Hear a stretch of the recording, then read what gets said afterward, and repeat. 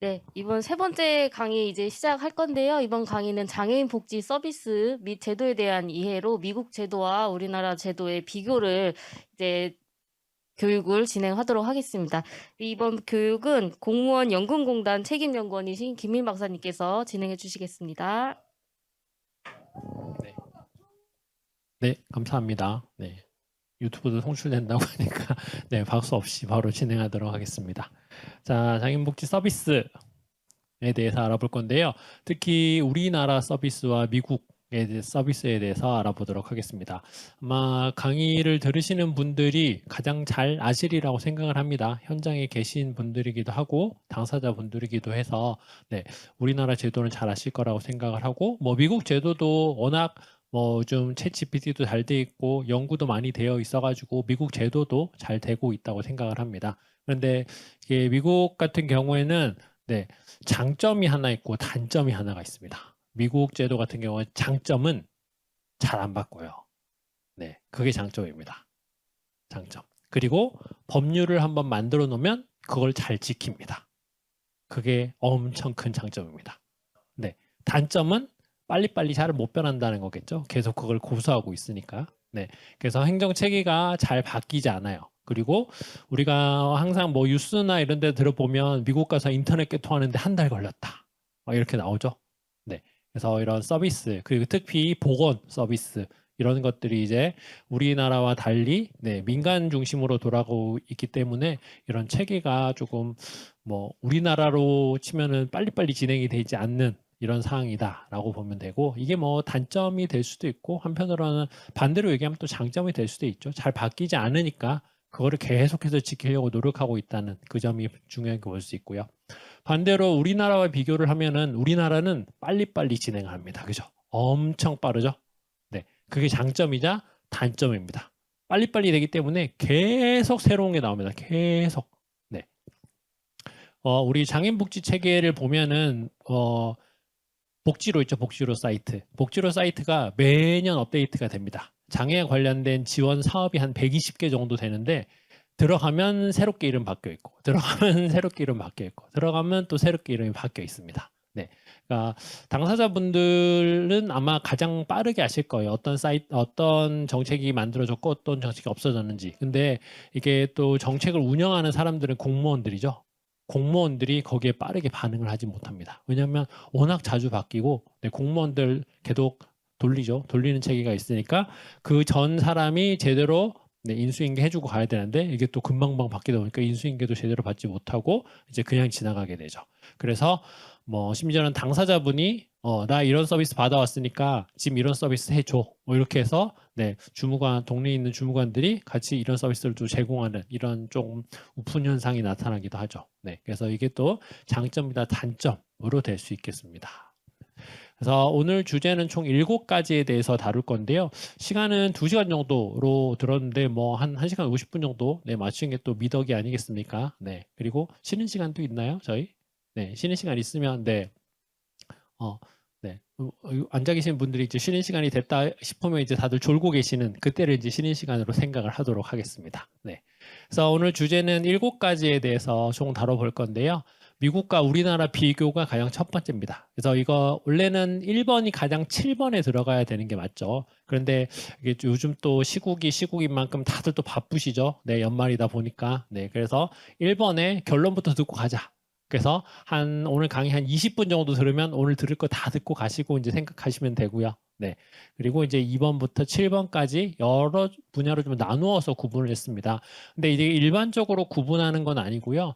일반적으로 우리나라와 미국 제도를 비교를 할 때 많이 나눠 놓은 게 뭐 의료, 건강, 직업, 교육, 뭐 주택 이런 서비스를 좀 나눠 놓긴 했습니다. 근데 저는 좀 다르게 나눴죠. 그래서 법, 차별금지, 그리고 사회보장, 직업재활, 주택, 정신건강 이렇게 해서 조금 두드러지게 비교할 수 있는 영역 6개를 좀 구분을 해서 알아보고자 했습니다. 그래서 이거 중심으로 조금 이야기할 거다라고 볼 수 있고요. 아마 2번, 3번, 4번이 조금 이게 법이 좀 들어간 내용이기는 한데 앞으로 이제 우리나라가 조금 더 강화해야 될 내용들도 있고요. 물론 우리나라가 잘하는 내용들도 많습니다. 네, 우리가 지금 미국에서 어떤 걸 갖고 와야 될까 이런 걸 고민하고 있기 때문에 2, 3, 4번이 그런 내용이라고 생각하시면 되고요. 5, 6, 7번 같은 경우에서도 이제 직업재활, 네, 지금 이제 또 자기 일자리 관련해가지고 네, 권리형 일자리 이런 것도 지금 계속 나오고 있고 전국에 지금 네, 수백 개 기관에서 또 운영을 하고 있는 상황이죠. 그래서 이런 것들이 이제 또 네네 앞으로 또 어떻게 운영이 될지 이런 것에 대해서도 5번에서 조금 다루기로 하고요. 그리고 6번 이제 주택. 집 중요합니다. 그죠? 집, 내 집 하나 갖고 있는 게 참 중요하죠. 네, 저도 없습니다만 다들 집 하나씩 갖기를 네, 바랍니다. 그리고 7번은 이제 정신건강 서비스. 우리나라도 21년에 장애인복지법이 바뀌면서 ADHD랑 정신건강 관련된 장애 유형이 좀 들어왔습니다. 뭐 좀 이상하게 CRPS가 지체장애로 좀 들어가서 약간 좀 이상하게 끼워 맞춘 경향이 있긴 하지만 네, CRPS로 인해서 뭐 지체장애인이 가지고 있는 어려움을 또 경험할 수 있기 때문에 그렇게 들어갔다고 보고 그래서 7번 이제 정신건강 서비스 앞으로 이제 우리가 조금 영역을 확대해 나가야 할 영역이라고 생각을 해서 이제 7번 주제로 조금 넣어봤습니다. 네. 자, 최근 국내 장애 정착 동향 조금 보고 들어가 보도록 하겠습니다. 아마 대부분 잘 아시는 이야기일 거고 이게 최근 정책 동향인가라는 내용도 아마 있을 거예요. 첫 번째 보시면 장애인 등급제 폐지 후 개인 욕구 중심의 서비스 체계 전환입니다. 이거는 전 정부, 그러니까 전 정부부터 전 정부, 이번 정부에서까지 목표를 잡고 있는 거라고 보면 될 것 같아요. 물론 장애인 등급제 폐지가 좀 된 지는 됐죠. 근데 실제로는 이제 우리가 등급제 폐지 이후에 이제 장애 등급을 장애 정도가 중환장애, 경환장애도 아예 없애버리고 그 안에서 개인 욕구를 기반으로 해서 우리가 여기서 보고 있는 이제 개인 예산제를 조금 더 확대하겠다. 이런 것이 또 연결이 돼 있긴 했습니다. 네. 네. 네. 그죠. 네. 그게 이제 한 번에, 그죠. 이게 좀 안타까운 게, 그러니까 우리나라 정책 말고 외국의 정책을 보면은 외국은 큰 그림을 그려놓고 하나 이렇게 잘 폐지를 또 해. 네네. 근데 이게 우리나라는 이게 또 정부도 빠르게 바뀌고 제도도 빠르게 바뀌다 보니까 한 번에 없애지 못하면 네, 아예 이제 없어지지 않는 네, 이런 좀 네, 이상하다고 해야 될까요? 조금 이게 정책적으로 좀 잘 운영이 되면 좋겠는데 조금 아쉬운 면도 있긴 합니다. 그래서 등급제 폐지 후에 이제 개인 예산제로 해서 지금 10원 3 아직까지 계속 하고 있죠. 네. 그래서 개인 예산제 를 해서 이제 개인이 쓸 수 있는 활동 보조 시간이나 이런 거를 이제 돈으로 네, 전환을 해서 네네. 그래서 여러 가지 좀 지자체 중심으로 좀 운영이 되고 있고 그 중심에는 이제 장애인 개발원이 이제 중점을 두고 여러 가지 연구자들과 함께 잘 운영을 하려고 노력을 하고 있습니다. 근데 이것도 우리가 영국 체계를 좀 들여와서 하려고 하고 있죠. 근데 딱 정말 간단하게 말을 하면 영국은 개인 예산제 운영하는 데 30년 걸렸습니다. 근데 우린 지금 운영한 지 한 3년, 4년 정도 된 상태죠. 근데 여기에서 지금 마무리를 하려고 하는 기류가 모여가지고, 이것도 조금 많이 아쉬운데, 라는 좀 느낌이 들어서, 네, 하려면 그래도 영국이 30년 했으니까 우리는 한 10년 정도 하면 자리 잡지 않을까요? 우리가 또 빨리빨리 잘 진행을 하니까. 네, 그래서 잘 운영을 해서 이제 개인 예산제는 제발 지자체 예산으로만 돌리지 말고 중앙정부에서 모든 거를 막고 한 10년 정도 꾸준히 운영을 하면 어떨까라는 좀 생각을 합니다. 그리고 개인 예산제라는 게 지금 우리가 쓰고 있는 그러니까 개인 예산제를 통해서 쓸 수 있는 게 좀 제한되어 있긴 하죠. 네, 뭐 영국에서는 쉽게 말을 하면은 개인 예산제를 통해서 내가 생활하는 데 쓰는 비용을 빼고는 다 사용을 할 수 있습니다. 활동부조 비용 당연히 되고요. 내가 이번 달에는 공부를 하고 싶다라고 하면은 개인 예산을 통해서 내가 필요로 하는 공부 도구나 책 이런 것들을 다 구매를 할 수 있고 내가 뭐 여행을 다니고 싶다, 여가를 초점을 두고 싶다라고 하면 여가 관련된 비용도 다 사용을 할 수 있고요. 네, 당연히 간호는 당연히 들어가겠죠. 우리나라도 간호는 지금 들어가 있는 상황입니다. 근데 이게 다음 거랑 연결이 되죠. 활동지원 서비스 24시간 확대. 네. 그러니까 활동지원 서비스 24시간 현재로서는 계속 논의가 되고 있는 상황입니다. 네, 최중증 장애인들을 대상으로 어떻게 보면 지금 현장에 있는 분들 중에 현단에 있는 분들이 가장 좀 고민하고 있는 지점이 아닐까 생각을 합니다. 과연 24시간 네, 그러니까 와상 장애인 분들을 대상으로 하고 있죠. 이분들이 이제 활동 지원 24시간 동안 넣어야 될 것인가? 네, 아마 노인 쪽에 요양보호를 조금이라도 관심이 있으셨던 분들은 아마 알고 계실 거예요. 예전에 요양보호사, 그러니까 근로기준법에 따르면은 산업안전보건법이랑 같이 엉켜 들어갑니다. 24시간 케어, 그러니까 노인 쪽에서 한 8시간 이상, 하루 8시간 이상 케어, 그러니까 즉 8시간 이상 케어와 함께 밤을 넘어가는 케어를 담당을 할 때, 그러니까 치매 걸리신 노인이거나 뭐 알츠하이머나 이런 분들 대상으로 케어를 한다고 하면은 이 요양보호사가 쉴 수 있는 공간을 마련해 놔야 됩니다. 만약에 한 사업장에서 10명이나 15명 이상 요양보호사를 고용하고 있을 경우에 이게 과거에 한번 논란이 됐었어요. 그래서 집에서 내가 케어 서비스를 받는데 과연 이 사람이 쉴 수 있는 공간을 따로 마련을 해야 되는가? 네. 아마 이게 활동지원 서비스 24시간 확대가 되면서 우리가 좀 고민해야 될 지점입니다. 과연 24시간 동안 와서 나에게 서비스를 제공하는 사람에게 휴게 시간이나 방, 쉴 수 있는 곳 이런 거 마련 이런 것들이 아마 같이 엉켜 들어가지 않을까. 네.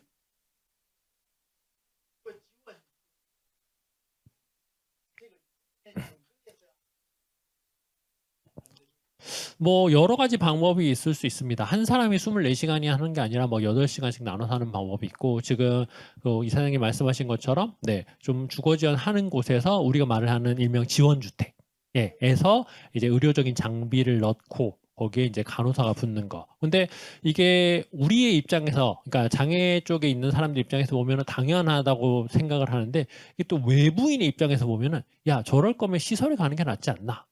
이렇게 또 생각을 하는 사람들도 있습니다. 왜냐하면 시설에 있으면은 개인 여기 지원주택에 있는 비용보다 훨씬 적게 들지 않겠느냐. 뭐 이런 조금 논란이 좀 있었기도 했고요. 외국에도 있었습니다. 동일하게 우리나라 마찬가지로. 그래서 아마 이런 것도 계속 이야기가 나올 거라고 생각을 하고요. 그리고 지금 또 발달장애, 중증장애 취업 지원 확대, 직업재활과 지원 고용 이건 계속적으로 뭐 문제는 아니지만 우리가 앞으로 어떻게 나가야 될지 고민하는 지점 중에 하나고요. 특히 전체적인 장애 인구는 실제로는 줄어들고 있습니다. 노인 인구가 좀 늘어나고 있을 뿐이고, 그리고 발달 장애인도 어떻게 보면 수가 줄어들고 있기도 합니다.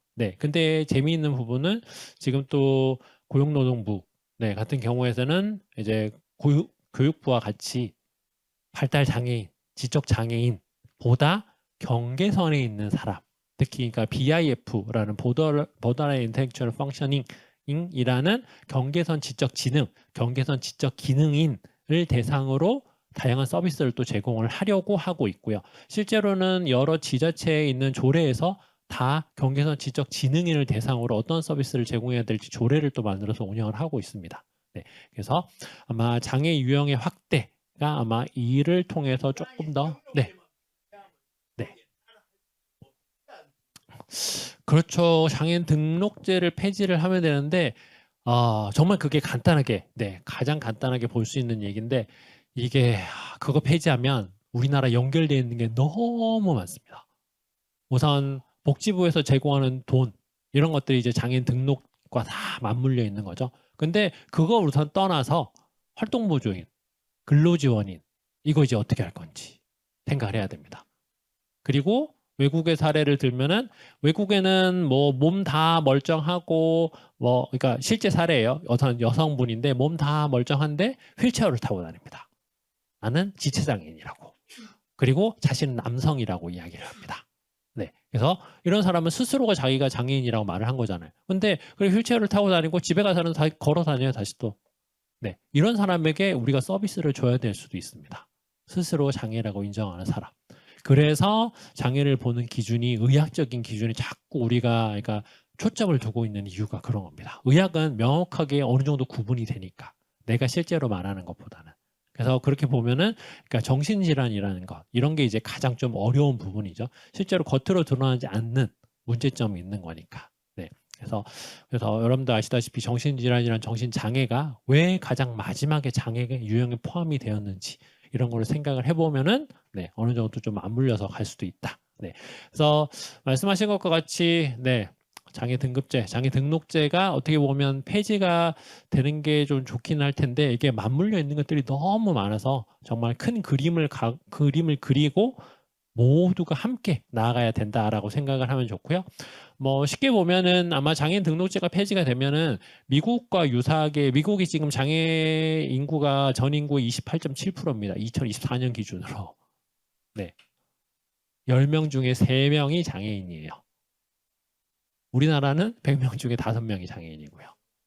네. 근데 통계청에서 조사한 거는 100명 중에 8명, 9명 정도가 장애인으로 좀 나와 있습니다. 네, WHO 기준을 넣었더니. 네. 그래서 이런 거 보면은 장애 등록제, 네, 그리고 뭐 폐지를 하는 것도 좋긴 한데 그 이후에 이제 어떻게 할 건지 이게 같이 맞물려 가야 되는 거죠. 그 주제와 가장 연결이 되는 게 커뮤니티 케어입니다. 우리 탈시설화, 탈원화 90년대 이후부터 계속적으로 주장하고 있는 것 중에 하나예요. 같이 나아가자. 탈시설화, 탈원화 해야 된다. 그리고 여러 정책들이 같이 운영이 되고 있는데 실제로는 우리가 첫 해에 탈원화, 탈시설화 네, 생각을 하고 지적장애인분들 그리고 정신장애인분들이 엄청 지역설에 많이 나올 거다라고 예상을 했는데 딱 수치를 보니까 시설에 있는 분들의 10% 미만으로 나왔어요. 그 이유가 나와봤자 이용할 수 있는 서비스가 없다는 거죠. 쉽게 말을 하면은. 내가 시설에 그나마 있었을 때는 의료 서비스, 집 서비스, 주거 서비스, 뭐 그리고 음식 서비스 이런 거 다 받았는데 나오니까 내가 모든 걸 스스로 다 찾아서 해야 되는 거죠. 물론 지역사회의 다양한 복지관들이나 뭐 아이엘 센터들 이런 곳들에서 다양한 또 지원을 하고 있습니다. 근데 그만큼 장애인 인구수에 비해서 많지 않죠. 아이엘 센터 지금보다는 어떻게 보면 10배, 100배는 더 많아져야 됩니다. 그래야 장애인 당사자분들이 거기서 일도 하고 장애인 필요한 서비스를 또 직접 가서 제공을 할 수 있는 이런 상황도 만들어지는 거죠. 네. 그런데 한 가지 문제점은 또 복지관에 이용하는 사람들도 지금 계속적으로 줄어들고 있고요. 네. 이런 것들이 이제 또 사회 현상으로 나타나기도 합니다. 네. 마지막은 조금 전에 좀 이야기한 부분이죠. 이제 권리 중심 정책 강화. 네. 를 위한 차별금지법, 인권 보장 강화 이런 것들이 이제 같이 법적으로 같이 맞물려 가는 게 네, 최근 이제 장애 정책 동향. 아마 이거 말고도 더 많은 일들이 있을 겁니다. 근데 제 관점에서 봤을 때는 이런 것들이 조금 네, 흥미로운 주제가 될 수 있다라고 볼 수 있습니다. 자, 이제 우리나라 장애인 복지 서비스 한번 보도록 할까요? 영역을 몇 개 나눠봤어요. 이게 이제 우리가 일반적으로 복지 서비스라고 하는 영역들이죠. 소득 보장, 의료 재활, 돌봄 지원, 교육, 고용 접근성, 권익 보장.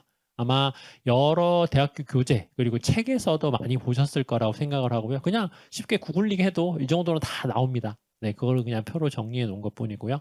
그래서 소득 보장은 이제 보건복지부, 네, 주요기관 장애연금 수당, 네, 그런데 이게 소득 보장의 영역이 조금 크게 보면, 그러니까 고용 영역까지 같이 보면은 고용노동부까지 같이 들어갈 수도 있는 거죠. 네, 이렇게 볼 수 있고, 그리고 의료 재활, 재활치료 보장구 누구를 대상으로 하느냐가 좀 다르기는 합니다. 장애인을 대상으로 한다라고 하면 보건복지부 또는 장애인 고용공단이 될 수 있고요. 선제 근로자를 대상으로 한다. 당연히 근로복지공단이 될 수 있겠죠. 그래서 대상에 따라 조금 다르다라고 볼 수 있습니다. 참고로 우리나라 장애라는 거를 정의하고 있는 법률은 한 12개 정도 됩니다. 네, 그 중에서 우리가 장애인이라고 하면은 그냥 머릿속에 다들 장애인복지법만 생각을 하시죠. 네. 근데 내가 어느 영역에서 일을 하고 있는 거에 따라서 네, 군인법이 적용이 될 수도 있고요. 경찰, 소방, 복지법이 적용이 될 수도 있고요. 공무원이라고 하면 공무원연금법, 네, 아니면 공무원재해보상법, 산재근로자다 하면 산재보상보험법, 네, 전 다 모두 다른 법들이 다른 장애에 대한 정의를 하고 있습니다. 네, 그 중에서 우리는 등록장애다라고 하면은 다행히 장애인복지법 하나만 적용을 받고 있어서 여러 가지 법을 좀 고려하지 않아도 되죠. 네. 근데 실제로 연구자들이랑 교수님들은 이 모든 법들을 다 알고 있어야 됩니다. 왜냐하면 다 연결이 되어 있는 거기 때문에. 네. 예를 들면은 어떤 분이 일을 하다가 손목이 절단했어요. 프레스에 잘려가지고. 그러면 산재 쪽에서는 뭐 손목 절단이니까 한 2급, 한 3급, 4급 정도 나올 수 있습니다. 네, 그러니까 손가락 어디에 잘렸느냐에 따라서 산재 등급이 1에서 14급 정도 나오는데 보통 절단이다. 아마 여기 정도 절단이 되면 1등급이 나올 겁니다. 그리고 손목 절단이다 하면 한 3급, 4급. 근데 이게 장애인복지법에 따라서 또 장애 등록을 할 수 있는 거죠. 급수가 다르게. 네. 근데 이게 또 재밌는 게 만약에 어떤 사람은 한 손이 절단이 됐고 어떤 사람은 양손이 절단이 됐어요. 그러면 이게 직업적으로나 일상생활을 하는데 기능 차이가 엄청 크겠죠. 왜냐하면 한 손이 그나마 남아있으면 움직일 수 있는 거잖아요. 중도장애인을 대상으로 한다면. 근데 산지부상법 같은 경우에서는 물론 이게 법이 계속 바뀌고 있습니다만, 네, 과거법 같은 경우에서는 양손이 절단이 된 사람과 한 손이 절단이 된 사람의 급수가 똑같았어요. 1급. 네. 네. 네. 네. 네, 그게 이제 직업이라는 의미를 적용을 했을 땐 그런데, 그러니까 과거에 우리가 책을 볼 때 여러 가지 번역서 이런 거를 봤을 때 피아니스트에게 손가락과 일반 사람들의 손가락의 의미가 좀 다르다라는 걸 많이 배웠잖아요. 근데 피아니스트가 손가락 하나 잘렸다고 해서 한 손으로 피아노 다 쳐요. 네, 한 손으로 다 피아노입니다. 네, 그리고 만약에 직업 전환이라는 거를 생각을 하면은 강사로도 충분히 전환을 할 수 있는 거죠. 물론 내가 피아노를 진짜 내가 원하는 만큼 내가 막 그러니까 그렇게 이제, 그러니까 과거와는 장애 개념을 좀 다르게 본다는 거죠. 과거 같은 경우에서는 진짜 손가락이 없다라고 하면 그 없는 거에만 초점을 뒀습니다. 왜냐하면 그때는 의수도 없고 의지도 없고 제대로 된 게 없고 그냥 고무 끼워놓고 이런 형태였는데, 근데 지금은 지금은 이제 의료 기술도 발전하고 컴퓨터 기술 발전하니까 요즘에 1급 뇌병변 장애인, 뇌병마비 장애인이 가만히니까 뇌졸중 경험하신 분이 가만히 휠체어에 타고 있는데 밥을 먹어요, 혼자서. 이거 뭐 뇌파 끼워놓고 로봇팔이 와가지고 숟가락으로 밥을 이렇게 천천히 먹여줍니다. 흔들림 없이. 그런 것들이 이제 계속 기술 발전이 돼서 나오는 거고, 뭐 가장 최근에 이런 보조기기, 이게 아마 보조기기가 될 수 있을 것 같은데, 가사 도우미 로봇 나온 거 아니죠? 한번 찾아보십시오. 월 60만 원만 내면 청소도 해주고 빨래도 해주고 이제 간단한 음식점도. 그죠. 아마 1호로 구매하시면 제가 꼭 구경 가겠습니다. 네네. 교육도 따로 시키고 뭐 전문가 모드 뭐 이런 것도 있다는데 저도 한번 사서 어떤지 한번 경험해보고 싶기는 하네요. 네. 그래서 그런 거 보면은 이제 과거 같은 경우에서는 내가 신체적으로 있나 없나 이런 것만 고려를 했는데 지금은 의수 의족 기술도 굉장히 좋아졌죠. 그죠? 없으면 단순하게 고무를 끼우는 게 아니라 손가락이 없다고 하면은 진짜 손가락처럼 딱 움직일 수 있는 걸 붙여버립니다. 신경에 연결을 해서. 그럼 진짜 실제로 내가 그러니까 이렇게 완벽하게 움직일 수는 없지만 이렇게 해서 일정 부분은 움직일 수 있다는 거죠. 이럴 경우에 우리가 그냥 의료적인 관점에서 봤을 때도 그렇고 직업적인 관점에서 봤으면은 이 사람이 과연 이걸로 인해서 옛날에 막 손가락이 없으면 장애를 줬다고 하면은 지금은 장애를 줘야 되나? 라는 고민이 의사들이 하고 있습니다. 요즘에는. 의사들이. 예를 들면은 과거에는 이가 없으면 이제 못 먹는 거죠. 실제로는. 그래서 안에 보면 우리가 이제 24개, 2개 치아가 보통 있는데 그 중에서 한 2개 정도 남으면 이제 장애 1급을 줍니다. 보통. 턱관자 2가 없으면 한 2개, 3개 정도 남으면 장애 1급이에요. 근데 요즘에는 임플란트 다 박으면 돼요. 돈이 많이 들 뿐이지. 임플란트 20개 박았어요. 이 사람 밥 다 먹어. 자족장군 다 해요. 다 먹고 소환시켜. 그럼 이 사람 장애로 해야 되나? 이런 고민이 들죠. 네. 자, 그런 것들을 이제 의사 선생님들이 고민을 하고 있습니다. 왜냐하면 과거법에 따르면 이 사람은 분명히 1급 장애인이에요. 근데 다 먹고 다 활동해. 그걸 우리와 비교를 하면 직업재활 쪽, 그러니까 장애인 직업과 비교를 하면은 분명 우리는 지적장애인들 일 못한다고 생각을 했죠. 그래서 그냥 막 가둬놓고 보호작업장 만들어놓고 막 이런 거 시켰는데 어느 순간 지적장애인들이 나와서 뭐 예전에 있던 직업을 보면은 뭐 CCTV 관찰하는 거, 그래서 이상행동 찾아내는 거 이런 것들도 지적장애인들, 자폐성 장애인들이 굉장히 잘했죠. 네. 근데 지금은 없습니다. 그 지금 일자리가 예전에는 있었는데. 그래서 그런 거 보면은 그러니까 우리가 생각하는 것과 조금씩 계속 변화를 하고 있다는 거죠. 네. 특히 요즘 또 AI 이런 이야기가 또 많이 나오다 보니까 뭔가 또 발전되고 있는 상황. 네. 뭔 얘기하다 글로 넘어가는지 모르겠지만 다시 돌아와서 그래서 이제 의료 재활 넘어가고 돌봄 지원 같은 경우에서는 활동 지원, 주간 보호 이렇게 나오고요. 교육 같은 경우에서는 특수교육, 통합교육, 교육부 무상교육으로 갑니다. 그리고 고용 같은 경우에서는 고용촉진, 훈련, 고용노동부, 공단. 그래서 의무 고용으로 우리나라는 가고 있죠. 그래서 여러 나라들의 뭐 장애인 직업재활이나 아니면 의료 장애인 복지 서비스를 가지고 올 때 우리가 잘 봐야 되는 것 중에 하나가 우리나라 정책이 어떻게 가고 있는지, 무엇을 기반으로 하고 있는지 잘 봐야 됩니다. 그냥 무턱대고 외국에 있는 제도를 갖고 와요. 갖고 와서 보면은 우리나라 적용 안 되는 게 많죠. 예를 들면은 미국의 장애인 고용 제도가 정말 좋다고 해서 막 갖고 왔는데 우리는 의무 고용 기반이에요. 네, 근데 미국은 의무 고용이 아니라 차별금지법을 기반으로 해서 동일한 능력 있으면 장애인 고용 차별하지 마라 라고 해서 시작점부터가 우리랑 다른 거죠. 그래서 그런 거 서비스를 갖고 오면 우리나라에 적용이 안 되는 거죠. 실제 운영도 안 될 뿐더러. 그래서 좋은 의도로 만들었다가 없어진 프로그램들도 굉장히 많습니다. 네, 그래서 그런 거 꼭 고려를 해야 되고, 네, 그리고 권익보장, 네, 접근성 이런 것들, 인권이랑 복지부 그리고 지자체 이런 것들 하고 있죠. 이제 우리나라 특성으로 볼 수 있고요. 자, 이제 미국에 대해서 한번 알아보도록 하겠습니다. 요즘 참 말도 많죠? 네, 탈도 많고. 미국이 지금 셧다운제가 돼서 네, 정부가 돌아가지 않은 지 한 4주, 5주 정도 넘었습니다. 네. 그래서 뭐 국립공원이나 이런 데 들어가지도 못해요. 왜냐면 일하는 사람이 없어. 다 문 닫아놓고. 관공서는 더더욱 못 가겠죠? 네. 근데 뭐 미국에서 관공서 갈 일은 그렇게 없습니다. 아마 운전면허증 떼러 갈 일 빼고는. 그래서 운전면허증 갱신 안 되니까 운전 못하고 이런 사람들이 있어서 경찰들이 네, 뭐 속도 위반해도 이게 잘 안 건데요. 왜냐하면 없으면 바로 경찰서 들어가야 되고 네, 하는 상황이기 때문에. 그래서 미국에 보면은 네, 뭐 여러 가지 의미가 있습니다. 이민자의 국가, 네, 법의 국가, 다민족 국가, 네, 그래서 4번도 있고, 네, 의료비가 높은 국가 있습니다. 참고로 여기 있는 지도는 미국의 각 주별로 유명한 상품들이 여기 있는 거예요. 대표하는 상품들. 보면 여기 네, 코카콜라 있죠? 조지아주의. 네.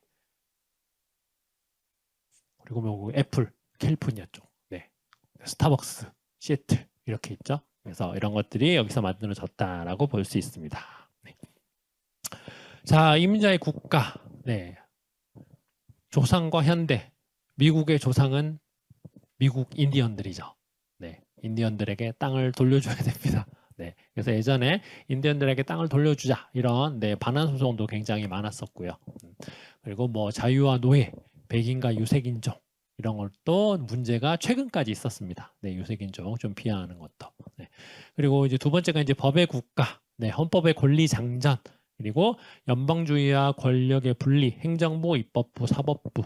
네, 우리도 이제 세 개로 상권 분립이 되어 있죠. 근데 그리고 교회와 주, 네, 그리고 전 세계를 이끌어가는 나라, 이렇게 해서 요즘 좀 이상하게 좀 흘러가고 있지만, 네, 3번은 이제 다민족 국가입니다. 하나 이상의 인종, 종교, 문화, 언어. 우리나라도 다민족 국가가 된 지 20년이 넘었어요. 네, 인구의 5% 이상이 외국인으로 구성이 되어 있기 때문에 다민족 국가가 된 지 한참이 지났는데 아직도 우리는 한민족 국가 계속적으로 외치고 있죠? 아닙니다. 네. 자, 이제 장애 모형 한번 보도록 하겠습니다. 네, 이제 슬슬 좋은 분들이 이제 보이기 시작하시는데 아직은 시간은 아니고요. 네, 장애 모형 우리가 장애에 대해서 지금 그러니까 장애인 복지 서비스죠. 장애인 복지 서비스를 알아보는 데 있어서 가장 중요한 거는 장애입니다. 장애. 장애 정의가 어떻게 되느냐. 네. 현재 우리나라 장애 사람들이 그러니까 우리나라 장애와 외국의 장애 정의를 비교를 할 때 우리나라는 의료적 기준에 의해서만 장애가 판정이 된다라고 말을 하고 있어요. 뭐 개인적으로는 반은 맞고 반은 틀리다라고 할 수 있습니다. 네. 의료적 기준에 하고도 있지만 한편으로는 우리가 지금 이야기 계속하고 있는 네, ICF라는 개념, 그러니까 장애 영역을 개인적 영역 그리고 뭐 물리적 환경적 영역, 특히 여기서 말하고 있는 활동과 참여 영역도 어느 정도 일정 부분 보고 있습니다. 어디서 보고 있는데? 라고 하면은 활동 지원이랑 네, 근로 능력 네, 사정할 때 보고 있습니다. 특히 기초생활수급자에서 조건부 생계수급을 받고 있는 분들을 보면은 근로 능력을 파악을 하고 있어요. 그게 우리가 여기서 이야기하고 있는 ICF 개념을 거의 도입해서 그러니까 거의 유사하게 운영이 되고 있습니다. 그래서 우리나라 장애 뭐 판정이라고 그러니까 장애 등록 장애를 볼 때는 의료적 기준에서 하고는 있지만 그 외에 장애 관련된 서비스들은 우리가 계속 한 10년 넘게 이야기하고 있는 ICF라는 개념을 통해서 네, 하고 있다라고 생각을 하시면 돼요. 그래서 우리나라도 일정 부분 잘 하고 있다라고 볼 수 있습니다. 자, 장애 모형을 보는 데 있어서 우리가 봐야 될 두 가지 모형이 있습니다. 즉 과거 모형과 현재 모형입니다. 근데 현재 모형도 2020년에 만들어졌어요. 지금으로부터 20년 전, 네, 한 2, 3년 전만 지르면 이제 30년 전 모델이 되는 거죠. 네. 그래서 우리가 알고 있는 과거 모델은 이거예요. 보통 장애에 대한 정의를 하는 데 있어서 이게 연구자들마다도 좀 의견이 다르기는 해요. 장애와 장해가 무슨 차이냐. 그리고 우리가 장애와 장해를 설명하는 데 있어서 영어로 보면은 impairement와 disability, 핸디캡이라는 단어는 굉장히 옛날적 용어입니다. 그래서 얘는 그냥 아예 빼고, 그래서 impairement와 disability라는 단어를 또 같이 설명을 해요. 그래서 그나마 연구자들이 동의하고 있는 내용들을 보면은 우리가 이야기하고 있는 장애는 손상 자체예요. 손상. 나 손이 없어. 그러면 장애예요. 장애. 네, 장애인은 손이 없는 사람. 쉽게 보면 됩니다. 장애인.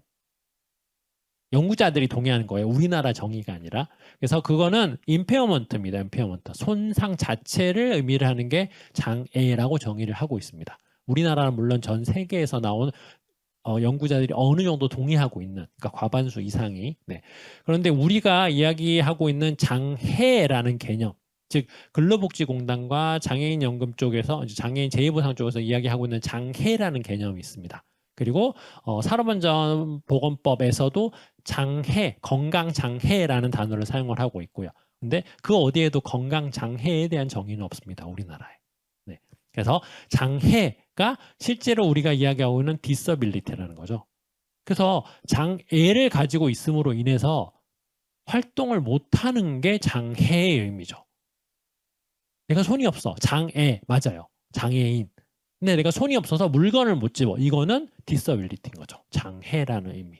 그래서 여러 연구자들과 전명한 교수님들은 이렇게 정의를 하고 있습니다. 근데 우리나라의 정의는 달라요. 우리나라는 impairment도 되고 disability도 되고 둘 다의 의미가 장애로 사용이 되고 있다라고 볼 수 있습니다. 물론 법에 따라 다르지만 우리가 알고 있는 장애인복지법은 이 두 가지의 의미를 장애의 의미로 같이 사용하고 있다라고 보시면 될 것 같아요. 자, 그래서 과거의 의미는 impairment, disability 이런 것들만 봤었는데 이제 2020년에 WHO에서 ICF라는 개념을 만들어냅니다. 즉 ICF가 나오게 된 배경은 여러분들이 잘 알고 계실 거라고 생각을 해요. 너무 많이 들어온 단어이기 때문에. 우리가 병원에 가면은 의사 선생님이 진단서 끊죠. 내가 감기가 걸렸어요. 코로나 걸렸어요. 만약에 코로나 걸렸다고 하면 진짜 코로나가 처음 나왔을 시기에는 나의 진단서를 보면은 진단 코드가 G 코드로 되어 있었습니다. G 코드. G 코드. G 코드는 상세 불명이에요. 상세 불명. 그때까지만 해도 그러니까 건강보험공단에서 코로나를 어떤 의료적 코드로 넣어야 될지 생각이 없었어요. 지금은 G 코드로 바뀌어 있습니다. 네, 지금은 코로나 받으면 G 코드. 옛날에 코로나 걸리면 진짜 큰일 나는 줄 알았죠. 근데 요즘에는 나 코로나야. 그래 하면서 일하고 있죠, 다들. 또 걸렸어. 네, 이렇게 하고. 그래서 ICD, KCD라는 걸 만들어가지고 국제 그러니까 질병에 대한 분류를 따로 만들었습니다. 전 세계적으로 WHO가 어디에서 어떤 질병이 나타나는지를 한번 알아보자, 통계 내보자 라는 걸 해가지고 ICD라는 걸 만들었습니다. 국제 질병 분류예요. 근데 그것과 유사하게 WHO에서 야, 그러면 ICD 말고 의료적 기준 말고 우리가 장애를 가지고 있음으로 인해서 사회적으로 어떤 어려움이 있는지 한번 알아볼까? 활동을 하고 참여를 하는데 다리가 없어. 일을 하고 있는 사람이 있었는데 그 사람이 교통사고로 하반신 마비가 됐어. 휠체어를 타야 돼. 근데 그 사람이 댄서였어. 그럼 이제 춤을 못 추는 거죠. 그러면 그 사람이 단순하게 춤을 못 추나 활동 슈퍼마켓도 못 가겠죠. 혼자서. 휠체어 혼자서 밀고 가야 되니까. 그리고 집안에 턱이 많으면 또 집안에도 못 다니겠죠. 물론 집안이 한 60평쯤 되면 이제 다니기 힘들 겁니다. 근데 한 17평, 20평 되면 그냥 다닐 수 있어요. 그죠? 네. 그래서 활동과 참여 이제 못하는 거, 이런 것들을 이제 구분을 해보자라고 해서 WHO에서 ICF라는 것을 만들었습니다. ICD와 유사합니다. 모든 것이 코드화되어 있고요. 그 코드에 따라서 적기만 하면 됩니다. 네. 그래서 지금 의대 쪽에서는 이미 한 10년 전부터 ICF에 대한 교육을 수업 교과과정 커리큘럼에 넣어버렸어요. 네. 그리고 지금 ICD-11이 만들어져서 지금 우리나라에서 계속 번역 작업을 하고 있고, 참고로 지금 우리는 KCD-8 쓰고 있습니다. ICD-8. 네. 10일이 나와 있고 10일 안에 ICF 내용을 거의 가지고 있어요. 즉 그 말은 이제 의료적 기반으로 이렇게 같이 돌아갈 거예요. 네, 의료적 기반으로. 그래서 우리가 더더욱 여기에 이제 좀 잘 알고 있어야 된다. 라고 생각을 하시면 좋을 것 같습니다. 근데 뭐 언제 11이 이제 적용될지는 아무도 모르죠. 아직 우리 8 쓰고 있으니까 아마 8에서 뭐 10으로 뛰어넘을 수도 있고요. 네, 그거는 봐야 될 것 같습니다. 그래서 계속 변화되는 거를 조금씩 찾아가고 있다라고 볼 수 있고요. 그래서 최신의 장애 모형 WHO에서 말을 하고 있고 우리 지금 장애 쪽에서도 계속 언급하고 있는 것 중에 하나가 이제 ICF라는 개념. 네, 즉 ICF는 우리가 기존에 보던 의료적, 신체적 기능과 구조뿐만이 아니라 거기에서 그래서 장애를 가지고 있음으로 인해서 손상을 가짐으로 있어서 어떤 걸 할 수 없고 어떤 걸 참여할 수 없는데 즉 우리가 말을 하고 있는 직업적 장애라는 개념이 여기에 또 도입이 됩니다. 직업적 장애. 아까 말을 한 것처럼 직업적 장애를 설명할 때 가장 많이 언급을 하고 있는 것 중에 하나가 연구원이에요. 하루 8시간 앉아서 일을 하는 사람이 있어요. 근데 그 사람이 교통사고가 났어. 휠체어를 타게 됐어요. 이 사람은 일을 하는데 어려움이 있을까요? 없을까요? 네. 뭐 물론 어려움이 있겠죠. 근데 똑같이 내가 책상에 앉아서 8시간 동안 일을 하는 것 자체는 어려움이 없을 겁니다. 물론 화장실도 가고 네, 방광 기능이나 이런 게 좀 문제가 있을 수 있겠죠. 근데 일 자체를 수행하는 것은 어려움이 없을 수 있습니다. 네. 주기적으로 와서 좀 일어나서 그러니까 움직일 수 있게 하고 네, 이런 기능만 있다고 하면은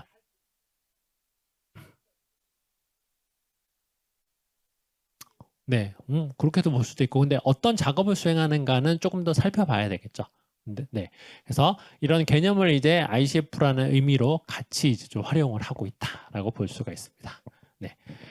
자, 미국의 장애 유형 구분입니다. 이게 좀 옛날 표이긴 한데 아마 2024년까지 가면은 지금 이 체계와 확연하게 달라질 거예요. 나중에 한번 검색을 해보세요. 지금 우리 가장 확연하게 달라지는 게 아마 인지 쪽일 것 같은데요. 녹색이에요, 녹색. 4.5%. 얘가 지금 보면 한 15%, 18%까지 가 있을 거예요.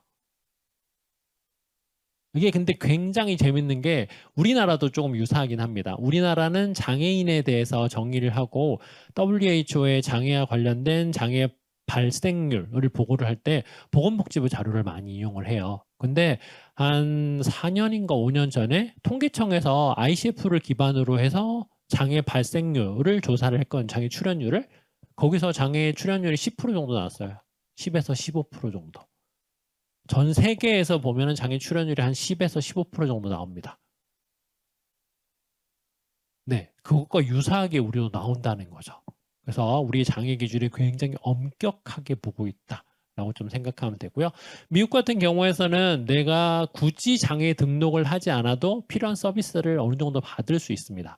그 말은 그게 장점이자 단점이 될 수 있는 거죠. 우리나라는 장애 등록만 하게 되면 필요한 서비스 다 받을 수 있죠. 일정 부분. 네, 싹 다 연결이 돼서. 네, 우리 전산 체계 또 잘 돼 있기 때문에. 근데 미국 같은 경우에서는 내가 뭐 뒤에 나오겠지만 사회보장청이라는 SSA에서 내가 장애 등록을 했어요. 그럼 등록만 하면은 이제 경제적 지원만 나옵니다. 그게 이제 끝이에요. 그거 이외에 내가 교육 서비스를 받고 싶다. 그러면 교육 서비스를 제공하는 곳에 가서 다시 또 장애 진단을 또 해야 되는 거고요. 고용 서비스를 받고 싶다? 그러면 고용 서비스 받는 곳에 가서 또 심지어는 다시 해야 돼요. 그리고 우리나라 같이 장애 등록을 했다고 해서 여러 가지 지원이 따라 나오는 건 아닙니다. 미국 같은 경우에서는. 그나마 나오는 거는 네, 장애인 주차 카드. 네. 스티커 딱 붙여놓고 이제 주차할 수 있는 거죠. 네, 우리나라 동일하게. 그거 이외에는 우리나라와 같이 이런 광범위한 서비스가 연결이 되지 않는 거죠. 그래서 우리나라에서도 보건복지부가 장애 유형을 넓히고 싶어도 함부로 넓히지 못하는 거고 장애 등록제를 없애고 싶어도 함부로 없애는 거죠. 왜냐하면 이미 연결되어 있는 것들이 너무 많아요. 그게 한 30년 이상 운영이 되어 왔고요. 네. 그래서 한 예로는 그러니까 노인 일자리 사업 그 저번 정부에서 노인 일자리 사업을 대폭 감소시키려고 했어요. 예산을. 네. 그때 노인 일자리 사업 참여하시는 분들이 다 들고 일어났습니다. 우리의 일자리를 없애는 거냐. 그래서 바로 예산 다시 충원됐어요. 네, 그런 사건들도 있었고요. 그래서 이제는 이제 과거처럼 이제 행정 중심이 아니라 권리 중심이 많이 되고 있습니다. 네, 그래서 필요한 사람들이 가서 와 우리 이거 필요하다라고 요구하면 이제 정부도 수긍하고 같이 가는 네, 이런 상황. 그래서 아직까지는 좀 과도기적인 상황에 많이 머물러 있다라고 생각을 하시면 좋을 것 같아요. 더 나아지기 위한 길이라고 생각을 하면 되겠죠. 네. 그래서 미국의 장애 유형 구분을 보면은 뭐 크게 6가지로 좀 구분이 된다고도 볼 수 있습니다. 그죠? 네. 듣기 어렵고, 인지 어렵고, 자기 관리 어렵고, 시각, 그리고 이동성 어렵고, 독립생활. 네. 장애 유형을 희한하게 잡아놨죠? 네. 이렇게 해서 발표를 하고 있습니다. 6가지로. 네. 근데 뒤에 보시면 장애 유형이 또 이렇게나 많이 구분이 되기도 해요. 어떤 시각으로 봤는지에 따라서 장애가 다 달라요. 휠체어를 이용을 하는지, 케인을 이용하는 지팡이를 이용을 하는지, 뭔가를 쥐는 게 어려운지, 학습이 어려운지, 알츠하이머가 있는지, 지적장애가 있는지, 발달장애가 있는지, 정신이나 뭐 감정장애가 있는지 이런 것들이 정말 많이 구분이 돼 있기도 합니다. 누가 장애를 정의하고 받느냐에 따라서 다 다르게 적용이 된다라고 좀 볼 수가 있겠죠. 네. 그래서 이렇게도 다르게 볼 수 있다, 볼 수 있습니다. 자, 장애 유형의 변화 아까 6가지 유형이에요. 6가지. 그래서 미국 센서스 자료, census.gov 같은 경우에서는 이렇게 6개로 구분을 하고 있고요. 근데 미국의 CDC 같은 경우에서는 우리가 아까 본 여기 자료, 얘 장애 유형 구분이 거의 그러니까 동일한데 장애 발생률이 한 28%에서 30%까지 잡고 있습니다. 누가 보느냐에 따라서 이게 다 달라요. 우리가 어떻게 조사를 했느냐에 따라서 다 다르죠. 우리나라 같은 경우에서는 장애 발생률 같은 경우에 직접 우리나라 뭐 장애 등록률을 보는 게 아니라 그거 말고 어떤 특정 지역이라 특정 가구를 선택을 해서 직접 방문해서 장애가 있습니까 없습니까? 라고 물어보기도 해요. 네, 그 방법이 이제 장애 발생률을 찾는 방법이죠. 미국 같은 경우에서도 그렇게 하기도 하고 어떤 곳에서는 여기 나와 있는 자료처럼 실제로 어떤 조사를 해보니까 이렇게 물어봐서 응답했더라 라고 해서 그렇게 또 발표를 하기도 해요. 그래서 이제 장애 발생률이 어떤 곳은 막 10%, 어떤 곳은 20%, 어떤 곳은 30% 이렇게 좀 자기들 마음대로 좀 왔다 갔다 하는 경향이 있습니다. 그래도 이런 것들이 이제 그나마 믿을 수 있는 거는 미국, 네, CDC나 네, 여기 센서스 자료 여기에서 나온 것들이 네, 그나마 조금 신뢰할 수 있는 자료들이다라고 볼 수 있습니다. 그래서 우리도 이 정도로 이렇게 장애를 좀 정의해보는 것도 괜찮아요. 네, 지금 15개 유형이잖아요. 그죠? 물론 6개 유형으로 구분을 하긴 하는데 여기에는 수백 가지 장애가 들어가 있는 거죠. 대신 네, 수백 가지 장애. 그래서 청각, 시각, 인지, 이동, 자기관리, 독립생활 우리 15개 장애 유형 여기 다 포함되어 있어요. 네. 어떤 부분이 있죠? 네.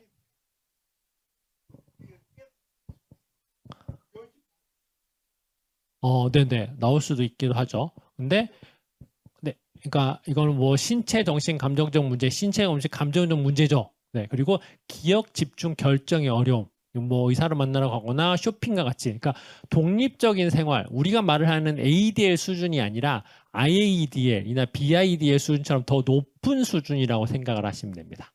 그래서 여기서 말하는 인지의 어려움은 뭐 ADL이나 아니면 기억 집중. 네. 네네. 그래서 이거 하는 데 있어서 네, 겹치기도 하는 내용도 있고요. 근데 그나마 좀 구분을 해서 하려고 하는 게 그러니까 조사에서는 명확하게 구분이 되어 있습니다. 어느 쪽으로 응답을 해라라고. 네. 네, 이렇게 봤을 때는 말씀하신 것처럼 중복 부분도 있을 수 있겠죠. 네. 자, 이제 미국 재활법과 장애인법입니다. 우리가 미국의 서비스를 이해를 하는 데 있어서 가장 중요한 법이 이 2가지 법이라고 생각을 하시면 됩니다. 그래서 네, 그래서 미국 재활법과 장애인법.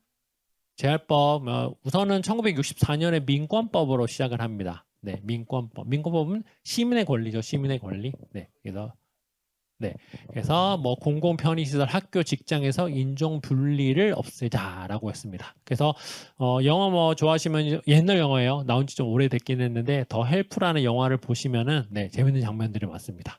버스 안에 흑인과 백인, 그러니까 백인 앞에 앉고 흑인은 뒤에 앉고 이런 것들이 이제 버스 안에서 묘사가 되는 거고요. 그래서 그런 걸 보면은 네, 미국이라는 나라도 굉장히 재밌다라는 걸 좀 볼 수 있고요.